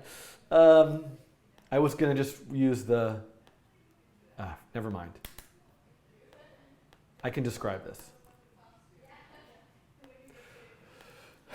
This is having the car start at the bottom, two rows up from the bottom, and having its width be the side of the grid, and its height being 2. No, I want its width. If it's a truck, it's going to be longer. So I'm going to have it be a little bit wider just to try that out. And its height be just the grid. Then I'm going to say car.show, and let's just see if we can see the car. Now, the car is not showing. What if I dare have the car? No, this is a bad idea, because ultimately, on some level, it's probably going to be drawing the cars in different ways. Let's just have the car extend. I was thinking about having the car extend frog, and I would inherit the show function, but I'm actually just going to leave that here, and I'm going to make the car like a slightly different color, just for right now. And I need to have the same exact constructor, basically, except I'm going to include a height. And so this now is the car. So if I run this, we should see, okay, what happened here? Whoops, width, height. There we go. What did I get wrong? Super XY with height. Something is wrong. I got to debug this. That's what I was expecting to see, but I want to see it wider. So what I want it to be is grid times 2. This value goes here, which goes, whoops, it's just the way that I'm drawing it. There we go. That was just a little bug. And now, there we go. So there is the truck. There is the truck, or the car. And, okay, so now we've got that. Now what I need is for the car to have maybe an update function. And the car should also have its own variable called speed. So let's just set the speed equal to 2. So this is one of the wonderful things about inheritance is I can inherit all of the properties from rectangle and then add my own. So the car is also going to have a speed, and then speed is going to say x equals x plus update is going to say x equals x plus speed. So I'm going to say, camera shuts off.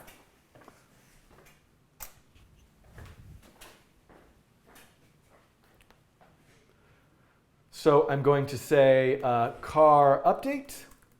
And now we have the car moving. Yay, and I can go past it as it moves by. Now, when the car goes off, I probably want it to re-enter. So what in update, I'm going to say if x is greater than width, then x equals negative height, negative width. So I want it to start off the screen and re-enter. So what I mean by this is when the car's x, which is its left side, gets past the right side, then it should re-emerge on the other side. And I might want to, maybe have that be more of a delay or something, so I could maybe if it's, further off the screen, I could use W. Let me just use the grid size, which is probably, but that I definitely want to do negative W, negative W minus grid. There's just so many ways I could do this, but I just want it to have a little bit of buffer. So it's got to go more than just width, and then it re-enters. So you can see now I've got, look at this, we're moving along now. We've got the car moving. So what do I need? I need to have multiple cars. Okay, so let's just think, I could use an array list, which allows me to have a flexible amount of cars, but for simplicity, I think I'm just going to have a fixed amount. So I'm going to say car equals cars. Cars index 0 is that new car. And cars index 0 show and cars index 0 update. I want to make sure that just works. What did I get wrong? I didn't initialize the array. Cars equals new car with 100 cars. So let's say there's not going to be. Let's go look at Frogger for a second. What's a reasonable number of cars? So you can see there's 1, 2, 3, 1, 2, 3, 1, 2, 3, 1, 1, 2. There's some configuration, but that's 3, 6, 9, 10, 11, 12, 13. 13, what a lovely number. Let's have, no, that's actually 12, but whatever. Let's just have 10. 10's a nice round number. Right now there's only one car. Okay.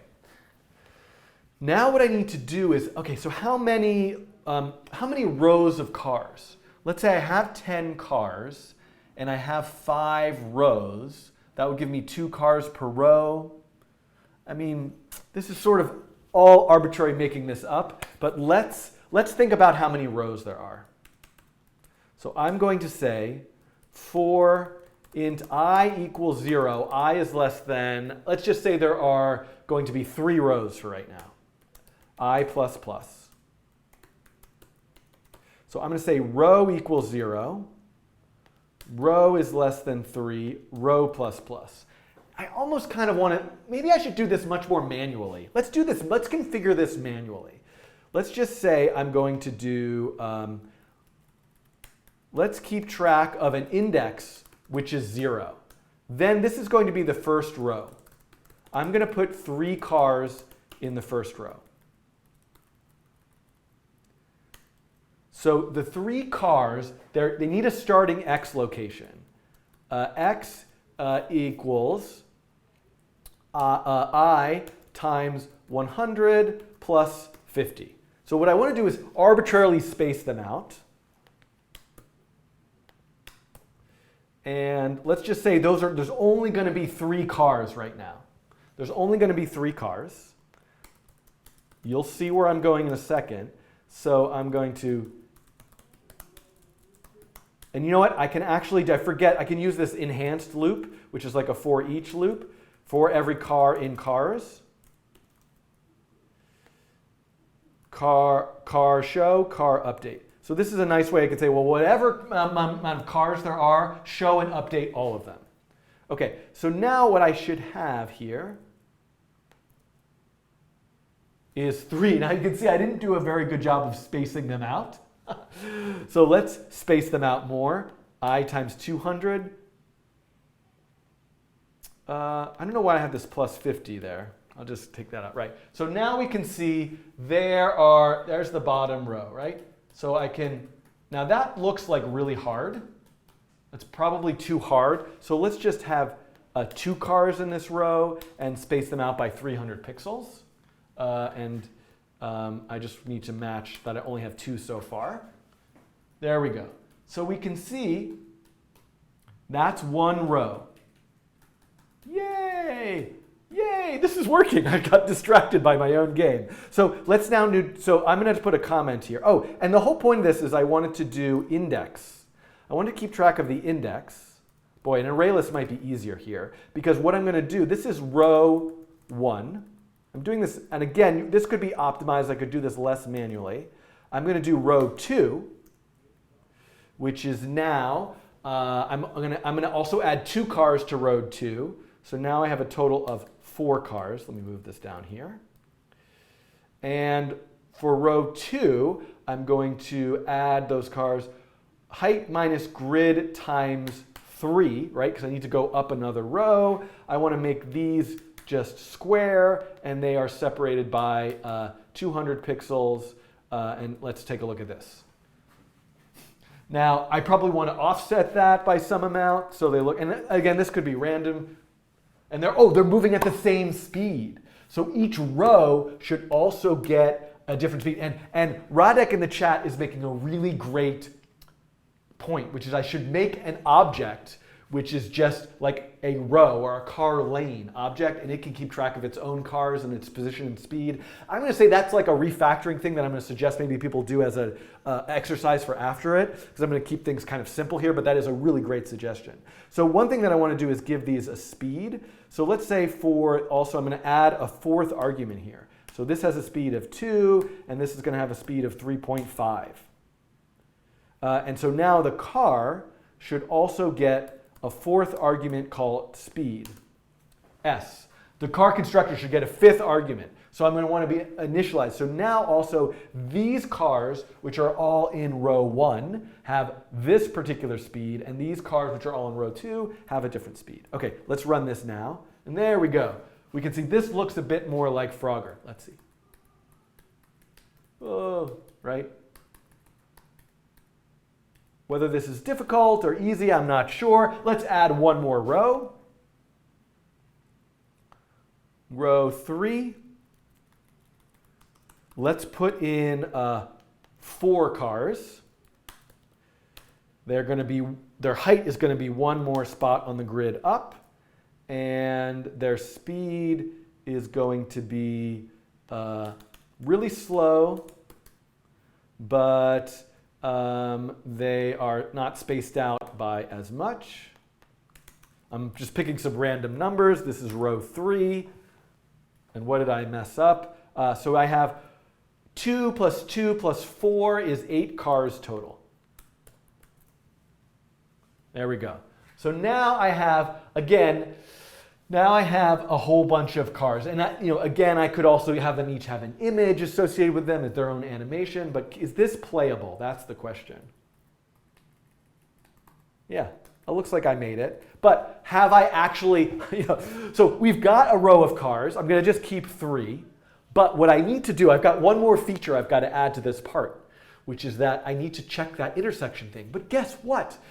I don't know why I spent the part 1 of this video's tutorial series on making Frogger doing the intersection, because I could have just waited now. But thank goodness we did that, because I have this function already.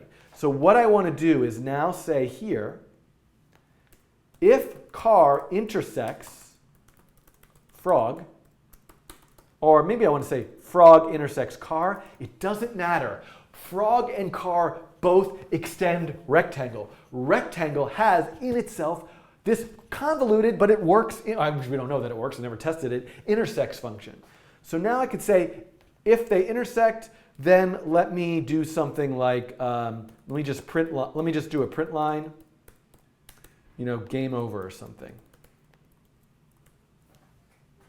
So now we should see, look, if I look down here in the console,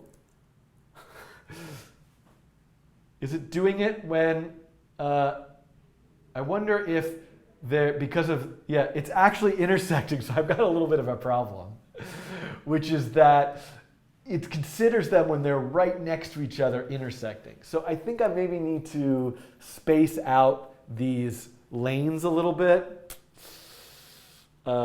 which way, to give them a little bit of buffer. Let's do that. I'm trying to think of which would be the best way to do that here. I've kind of got such a ridiculous way.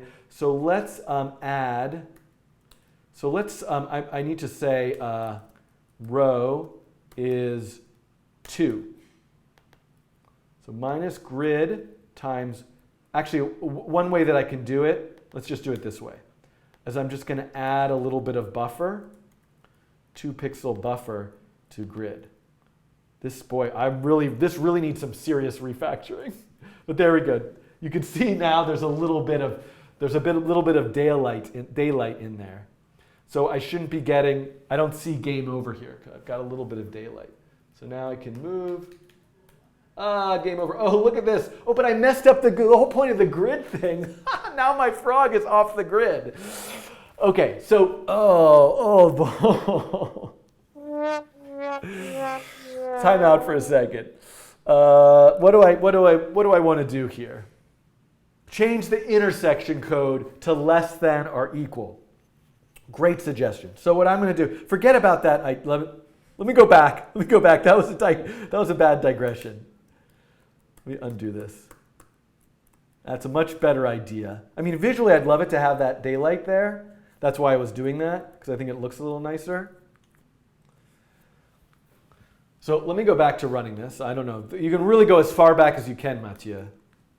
So we have a problem here, which is, you can see, I see the game over already, which is that it's actually intersecting when they're right on top, when they're right next to each other. And that's because in my intersects function, I'm actually checking, right? Remember, I'm negating whether they're not overlapping. And so they shouldn't be overlapping if those edges are equal.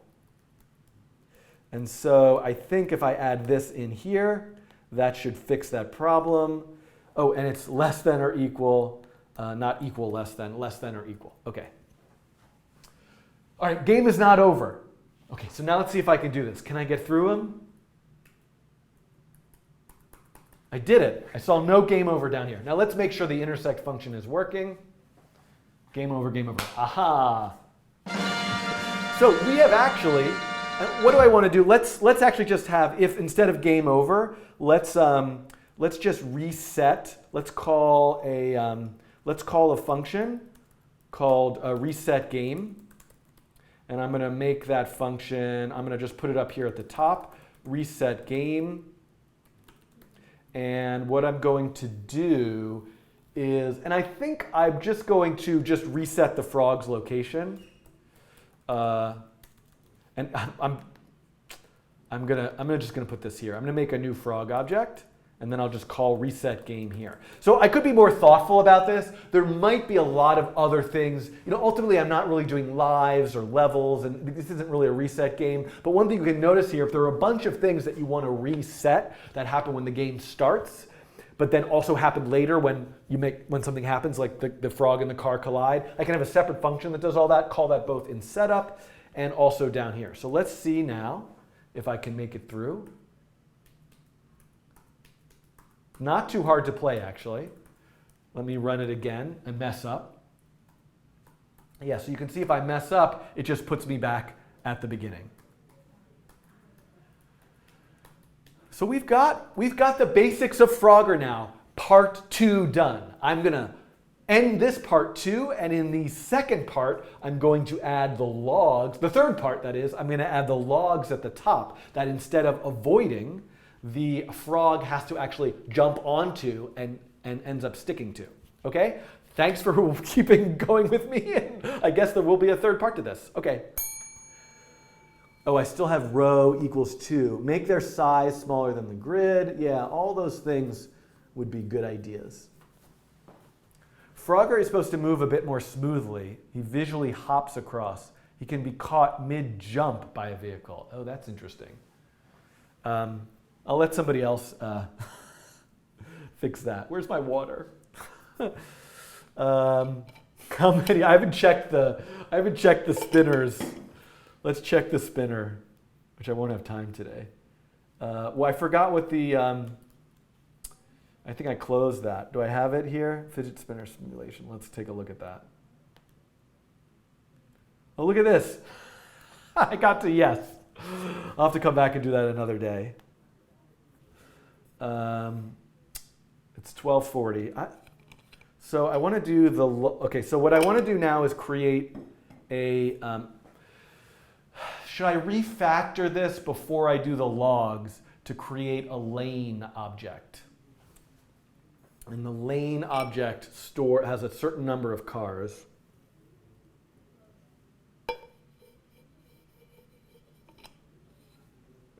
As I'm just going to run into this horrible problem now of all that manual hard coding when I get to the next step. As I also need a safety zone. You can see I need a safety zone here. Please do the fidget spinner. I think I should finish this, don't you think? I only have one more part to do. I think I might not bother with the top thing. I'll leave that as an exercise.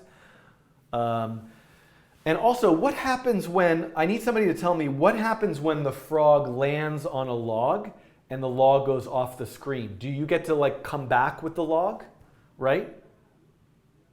This is the most complicated part because you have to be attached to a particular log with an offset. Okay, let me fix this thing that I still have row 2 in the code by accident for no reason.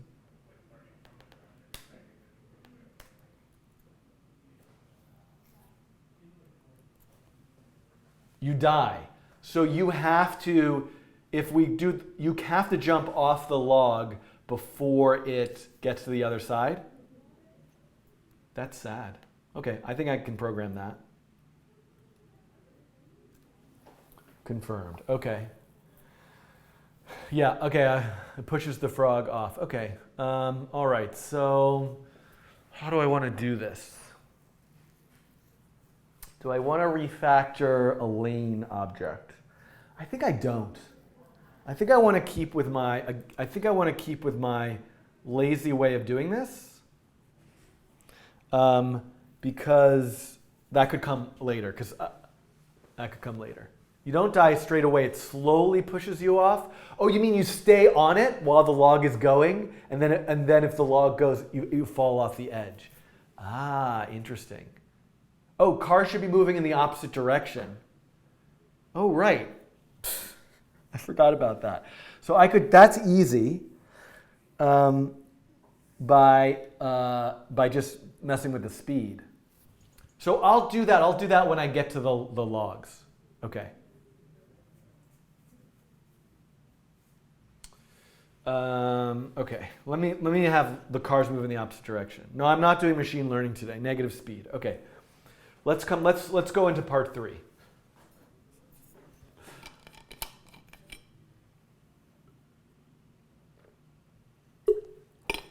Got to program this. Okay.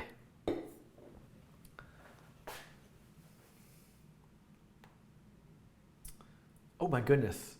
700 some people are watching. Okay, I gotta do a better job. Energy, jazz hands. Okay. Okay, welcome to part 3 of making Frogger in a way that's terrible, and I'm doing a terrible job. I'm just trying my best here, but hopefully you're learning something and you will make a much better version of this. What I have so far, in parts 1 and 2, I made the frog that moves around. In part 2, I added the cars, and I also implemented that if you hit one of the logs, hit one of the cars, I can't keep anything straight, it resets the game. Now, there's a lot of nuance to this, and in terms of visual design, and There's a lot of ways this could be improved, but I'm just kind of keeping it simple, and I look forward to everyone's creative improvements of this. But I do need to add something to this. All the cars are moving in the same direction, and that's not actually how Frogger works. Some rows, the cars move in the opposite direction. So before I get into the logs, let's at least add that. So let's just say what happens if I, in row 2, give the cars a negative speed. So negative 3.5 instead of positive. You can see that's working, but I don't have the code for them to come back. So what I need to do in the car in update is if speed is greater than 0, so if they're moving to the right, check if they get off that edge. Else, by definition, they're moving to the left. Else, if x is less than negative grid, then x equals width plus grid, right? So this is just the opposite of checking. Instead of checking if they're off that edge, if they're moving to the left, I need to check if they're off that edge. And now we should have, yeah, there we go. So this is much better already, just sort of in terms of what's going on. Okay, so then there should be a sort of safety. So maybe I'll draw these. There's like a safety row at the bottom. Again, and this project really needs a lane object, and the lane keeps track of what's in it. And I think that's something I'm going to leave. Maybe I'll do it like a part 4 or something that I make that. But I just want to visually draw something in for those lanes. So I'm going to say a rectangle from 0 height minus grid with the full width with a height of grid. And let's give that a sort of, I don't know what color to draw this. Let's try this. Okay, so we can see that's the safety lane. And maybe I should give it some transparency, actually, would make more sense. So you can see that's the safety lane down here. I'm going to add another safety lane, which would be height minus grid times, where did we get to so far? We had grid times 2, grid times 3, grid times 4. So now I'm going to add a safety lane at grid times 5. There we go. So we can see that's a safety lane. Okay, so now what I need to do is start putting some logs above. Okay, are you ready for logs? I'm ready for logs. Ready for logs. Okay, so what do I want to do? I already have this whole car object. Could I possibly, I think I could get away with having log extend car, right? Because a log is going to have a speed. A log is going to have the same update function. A log behaves exactly like a car. There will be some difference. So let's try saying, and it could be a log or a turtle, but I'm just going to keep everything a log right now. I'm going to make a class called log and have it extend car. Let's see how this goes. Then what I want to do is, what's the car constructor look like? This. So what I'm going to do is just say super, right? Because, log. A log is created just like a car. Then, okay, so this is actually pretty good. We don't have any different functionality just yet. So what I'm going to do is I'm going to create yet another row, which will actually be like row, it's actually row 5 technically. Row, I guess if the rows have numbering, the rows are numbered by, let me look at what's here actually. Oops, what just happened? Comment this out. My row numbering is horrible. 0, 1, 2, 3, 4. And I'm drawing them at, but the problem is I'm drawing them from the top, so it's really getting drawn at row plus 1.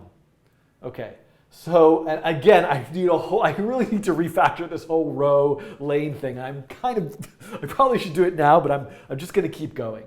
So the next one is not at times 5. 5. That's the safety lane. It's at times 6. But it is row 5. And I'm going to put 2 logs in it. And I'm going to say logs. I'm going to restart index over at 0. And I'm going to put 2 logs. And this should be times, not 5, but times 6.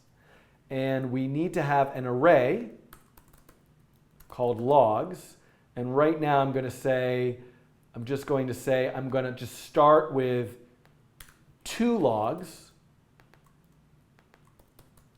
And then I'm going to, logs equals a new, what did I get wrong here? Logs, a log, not logs. How am I doing? Then I'm adding the logs. Now what I'm going to do is I am going to have this same exact loop here, but I'm going to do it for all of the logs. Log. So I just want to see, do I now have, there we go. So you can see that those logs are identical. Now let's change them up. Let's make those logs of that row have a width that's 3 wide. Let's have them go a bit faster, and let's space them out by quite a bit more. Okay, so now we can see, and 2, something else is moving exactly at 2. So let's move them a little bit faster than that. Okay, so those are the logs. Now I can't visually, how come they're not coming back? Oh, cars are missing. What happened? Oh, I have a bug. What's going on here? Cars going to the right are no longer in the right spot. When did that happen?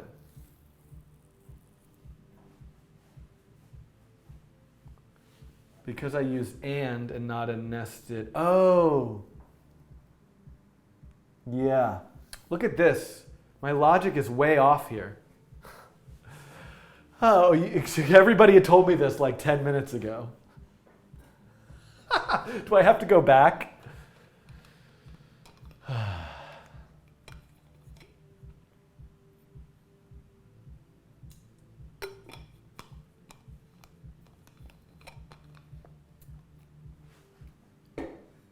Yeah. I need to, I really need to say,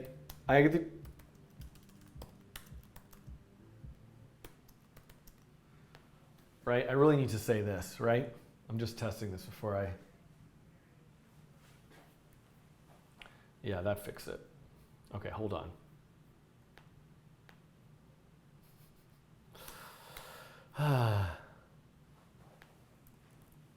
No, it's okay. It can live there for a little while, right? Right? It can live there for a little while.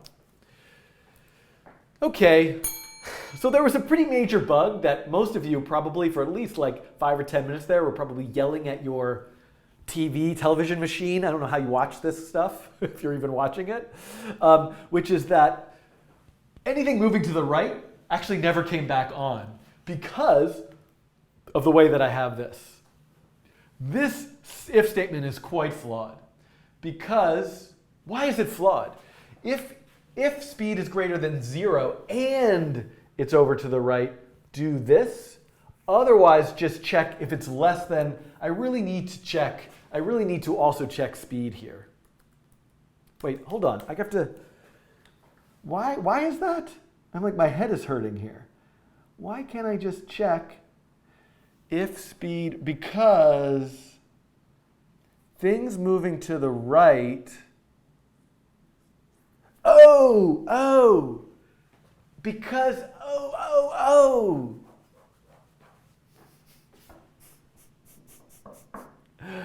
I understand it now, I think. Let's say that again.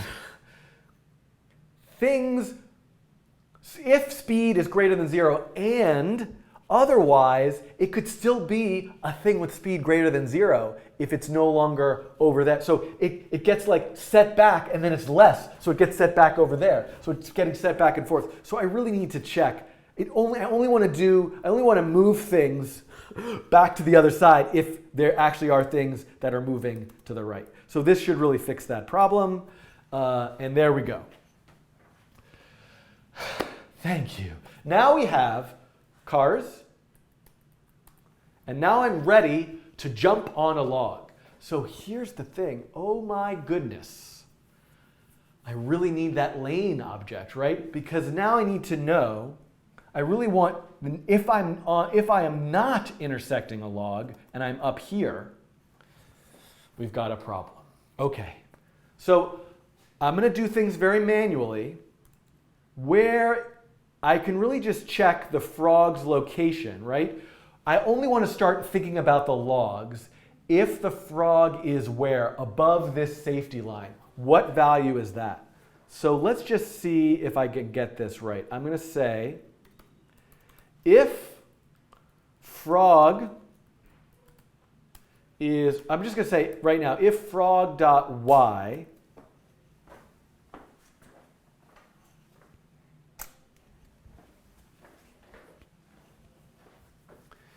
if frog.y is greater than, oh no, is less than, what was that safety lane? It was grid, height minus grid times 5. Height minus grid, I really could have done this from the top instead of this height minus thing, but that's fine. Height minus grid times 5. Background, let's just test this out. Ooh, I have to get through the cars to test it. There we go. Okay, so that's good. This is the correct test to now know the game is over if I'm not intersecting a log. So let's figure that out. How do I check that? Boolean, so what I need to do is check all logs and if I'm not intersecting any of them. So let's do that inside this loop. If the frog is up in that region, I'm going to assume that I'm not okay.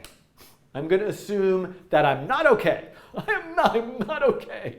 But if log intersects frog, or if frog intersects log, then okay is true. Right? So now, if all of that is done, if I say if not okay, reset game. So one thing I want to do right now is I want to start the frog in the middle. So let me start the frog in the middle, which is the frog starts at height minus grid times 5. Right? I want to just start the frog there. And so if I jump just into the, if I jump into the river, but I should be able to jump on a, why can't I jump on a log? What did I miss here? What did I get wrong here? If frog intersects a log, my OK should be out of the loop. Oh yeah, of course. So the OK has to be out of the loop, of course, because I have to start, I'm just doing this one time through draw with my frog. I'm going to assume the frog is OK. And this also should be out of the loop. Right? So after all is said and done, so this now should allow me to, hold on. Oh wait, I'm trying to jump, I have a problem. Yeah, I'm on a log and now I'm not. I'm on a log. You can't, okay, so first of all, I want to draw the frog last so I can see what's going on here. I want to draw the frog last. So you can see I can jump onto the log. Now why can't I move? Do I have this wrong? Should this be times 6? Why can't I move in the safety lane? Why can't I move in the safety lane?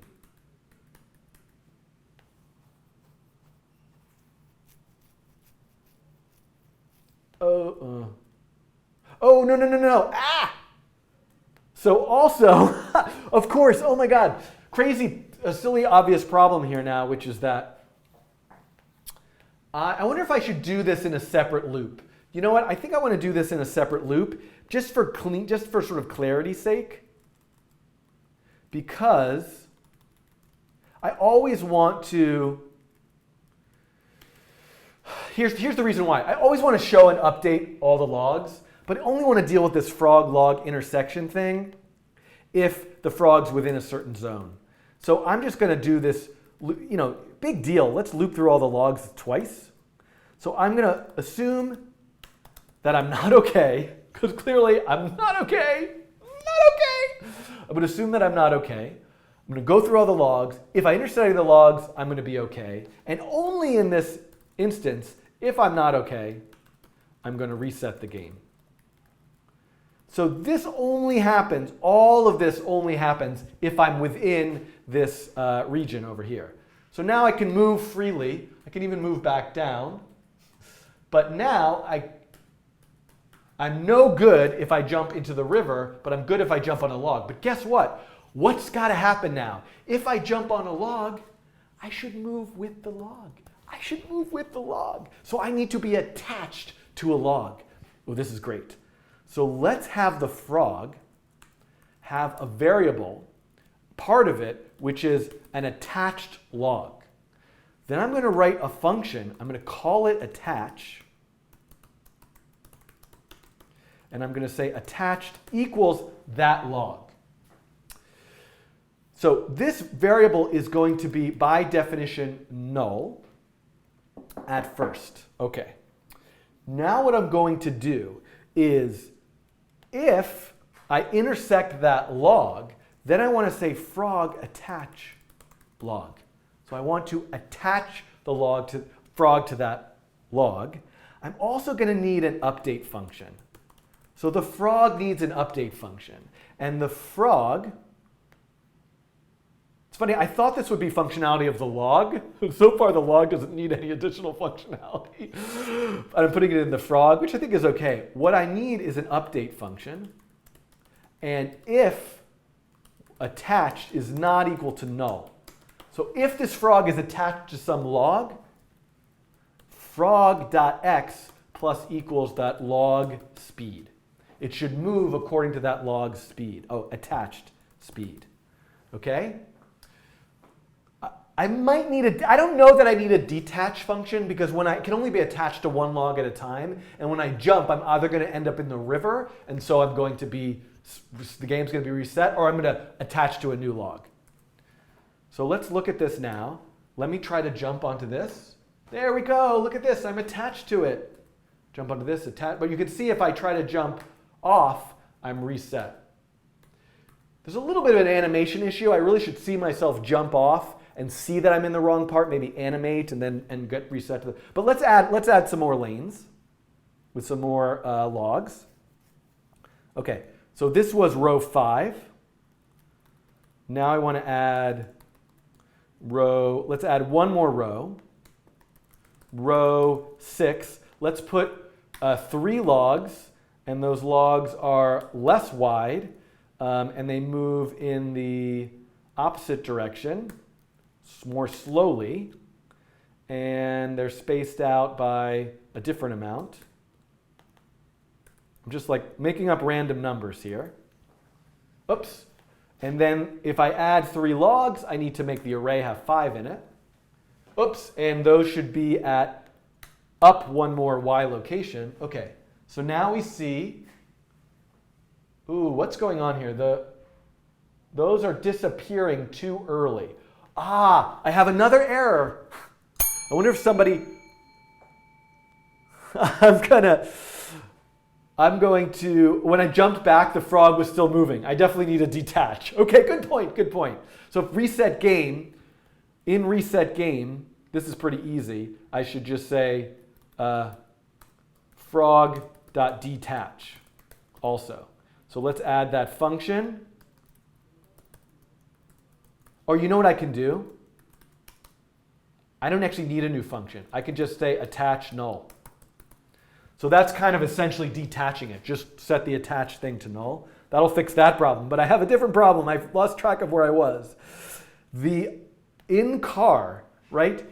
If if speed is less than 0, it's moving this way, and x is less than negative grid. No.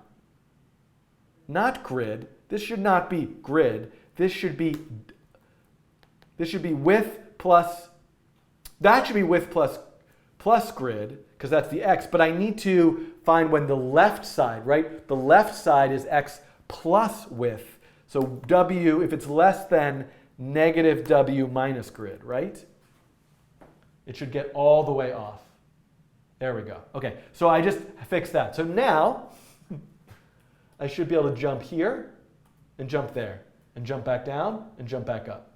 Look at that. Jump back down and jump back up. I just could do this all day. Jump, and then I get reset.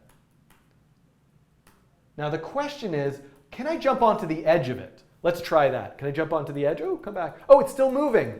Why am I still moving? Oh, because when I jumped down, I didn't detach. Okay, I got you, everybody.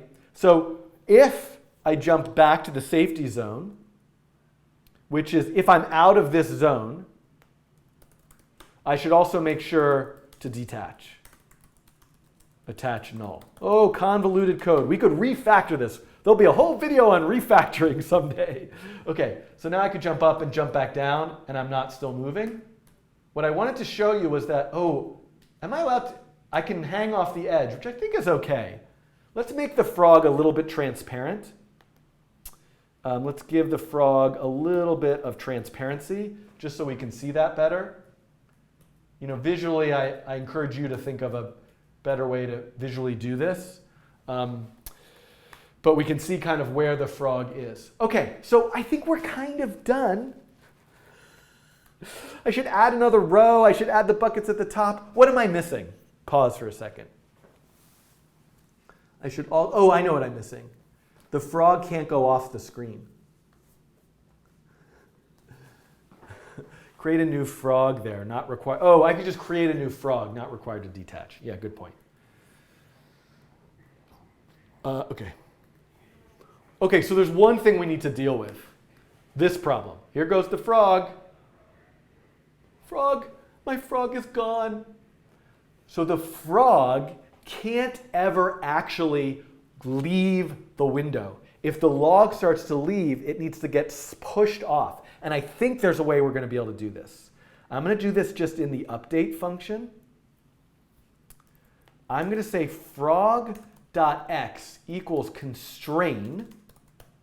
The x can never go farther than 0 on the left side, and it can never go farther than width minus the frog's width on the right side. So let's look at this. What's going to happen now? And it gets reset. That was so remarkably easy. There we go. And the frog is now going to slide and then get reset. So if I don't jump off in time, let's see if I can jump off in time now. There we go. I jumped off in time. Can I jump off? So that fixes it. Oh my goodness.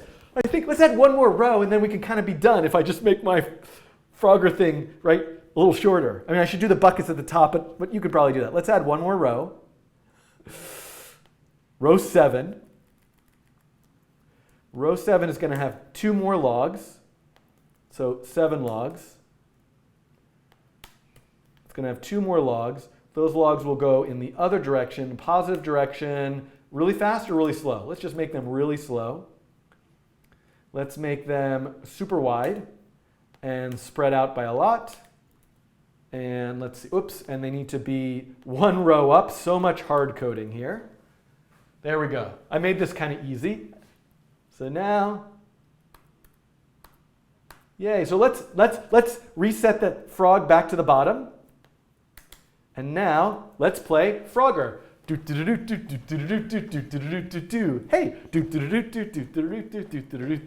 don't know what's the Frogger music. Okay, I got to get past. Shoot.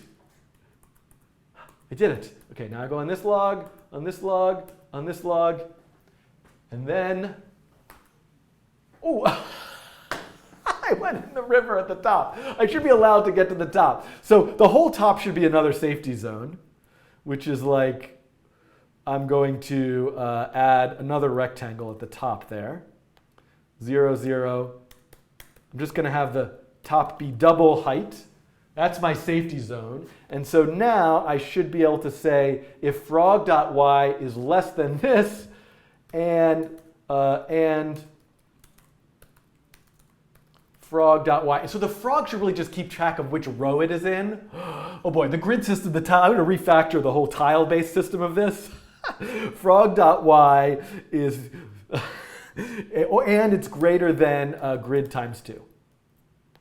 So this should allow me to get to the top now. Okay. Yay! That is Frogger in 3 parts in what's probably like about 72 hours of programming time with just this simple result. There is a lot of spaghetti in this code. I think I would definitely like to come back. This won't be released as quickly as you might. I would like to come back and do a refactoring of this to make it better. I look forward to hearing all of your comments about refactoring. So what can you do to, so if you're looking for the code for this and you're at the end of this video, you can find a link to it in this video's description. There will be both this version, this processing Java version. There will be a JavaScript version using the P5.js library. And I encourage you to add your versions to the README. Make levels, make lives, make a timer, add visual design, add sound, make the frog green. I will make the frog green.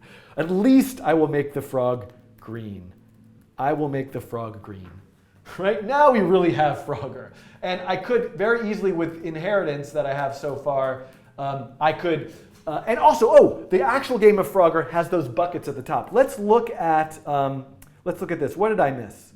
So think about this visual design, create your own visual design, little animation, make your own version of this. Thank you for watching this. Boy, has this been a struggle. I have really struggled to make these what seem like such simple games, but I am somewhat pleased with this result. If we put them side by side, there we go, Frogger, Frogger, Frogger. Okay, see you guys in a future coding challenge. And I will come back. I think I would like to come back and revisit this after I get suggestions and feedback. So look forward to that video. And when it comes, I will link to it in the description.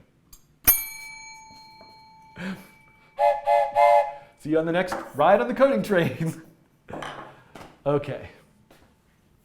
All right, what time is it? It is 1:10. Unfortunately, this does bring me to the end of today's live stream. Oh my goodness, that was hard and stressful. I think that what I need is, I really appreciate the nice comments. I feel like I did a terrible job today. And my neck is really hurting me. I think something about this setup, like maybe this needs to be higher, but if it's much higher, that's too high. Okay, so let me think here. I think what it might need to do in the introduction, I think I was fine in the introduction. I don't think I need any additional intro to the first part of the coding challenge, do I? I think it was fine. So I can take 5 minutes and answer some questions. Oh, I've got to get out of here by 1:30, and it's going to take me a little while to like turn everything off. Make Galaga next. No, it was fine. Okay. Did I mention processing and Java at the beginning? I think I did. Yeah, it's funny how like such a simple thing like just adding some color to the frog. I don't know why. Oops. I couldn't think of that. I'm actually excited. This is, to me, one of the much more interesting games that I've made in terms of, you know, Snake and Space Invaders. I feel like there could be a lot of expressive variations of this. River should be blue. Well, I just need to do a lane. I'm gonna do a fourth part to this. So things that I need to do, I should remind myself. I should let you guys know that I'm going to be out of town next week, Tuesday through Friday. So I'm going to hope to do a live stream this coming Monday or Tuesday morning. And what I will do in that live stream is Frogger lane refactoring, or lane/grid, perceptron follow-up, and fidget spinner simulation. So these are the things that I hope to do in my next live stream. And then when I come back from my trip out of town, there's a good solid 3 weeks where I'm in town. And so I hope to really dive into the neural network stuff then. It'll be around the sort of July 4th sort of stuff here. Okay, make it all more squared. Okay, I'm exhausted. This was 2 hours and 15 minutes. My neck hurts. I'm tired. I hope editing magic makes this interesting and enjoyable to watch. Yeah, I know the face palm with the fidget spinner. Add color. No. This is for all of you to recreate this magic with your own visual design. I will keep mine lame color.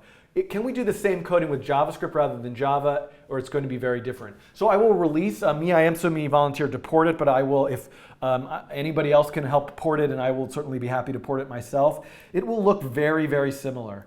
The thing that will be the most different is how the object-oriented stuff works.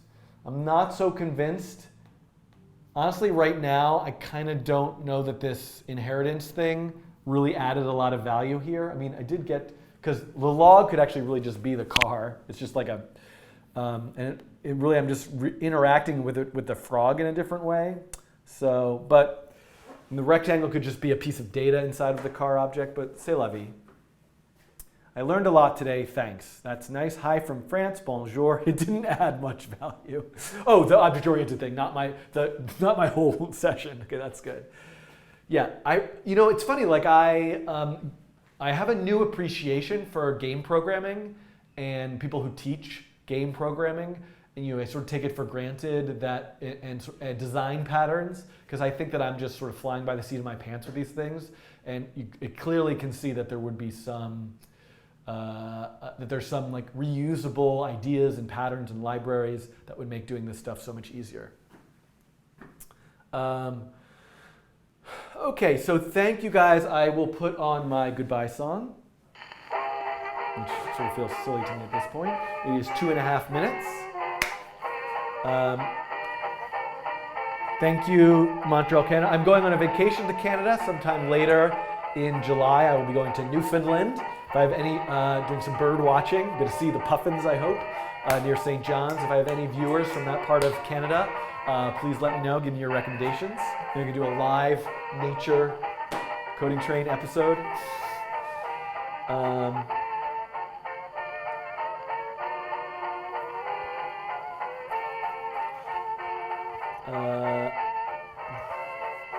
Any plans for the 100th live stream? What number am I on? What number am I on? I don't have plans for the 100th live stream. I need ideas for that. Hopefully the timing works up. What should I do for the 100th live stream? One is I could wear a full train conductor outfit. That's one idea. I have one sitting over there. That's idea number one for the 100th live stream. No, I'm on the 73rd coding challenge, Simon. The live streams actually have a different number. So I think this is like 95 or something in terms of live streams. Oh, I didn't read a Red Burns quote today. I don't remember what the last one I read was. I think, okay. Here's another one. If you can resist the temptation to run back to the shelter of your comfort zone. Yeah, I have to say, doing this YouTube channel, as much as it is definitely an exercise in that, because this did not feel comfortable at all today. So that's a piece of advice you can take with you today. Do the 100th live inside a train. It's an interesting idea. Yeah, the London trip that I did speak about at one time, unfortunately, is not happening. I will post about my travel in the Slack group for those who would love to have a meetup or something, European meetup at some point. So have to put that on hold for another summer or another time. But I am still trying to plan it. Maybe it'll be next fall that I'll come. 100th live should be entirely silent film. I like that idea. Mine. I always wanted to be a mime. Okay. Make Railroad Tycoon. That sounds hard. Okay. Oh, 5 more seconds. Thank you everyone for tuning in. I will actually be back this coming Monday or Tuesday if things go well, and then there will be another week hiatus before another live stream. So thanks for watching. Patreon.com/codingtrain, processingfoundation.org to support processing, codingtrain.storeenvy.com if you want to get this t-shirt. I don't know why you would want to, but if you do, and I will see you all in a future live stream. @Schiffman on Twitter is a great way to get in touch, and I will see you all again soon. Goodbye. Enjoy your weekend.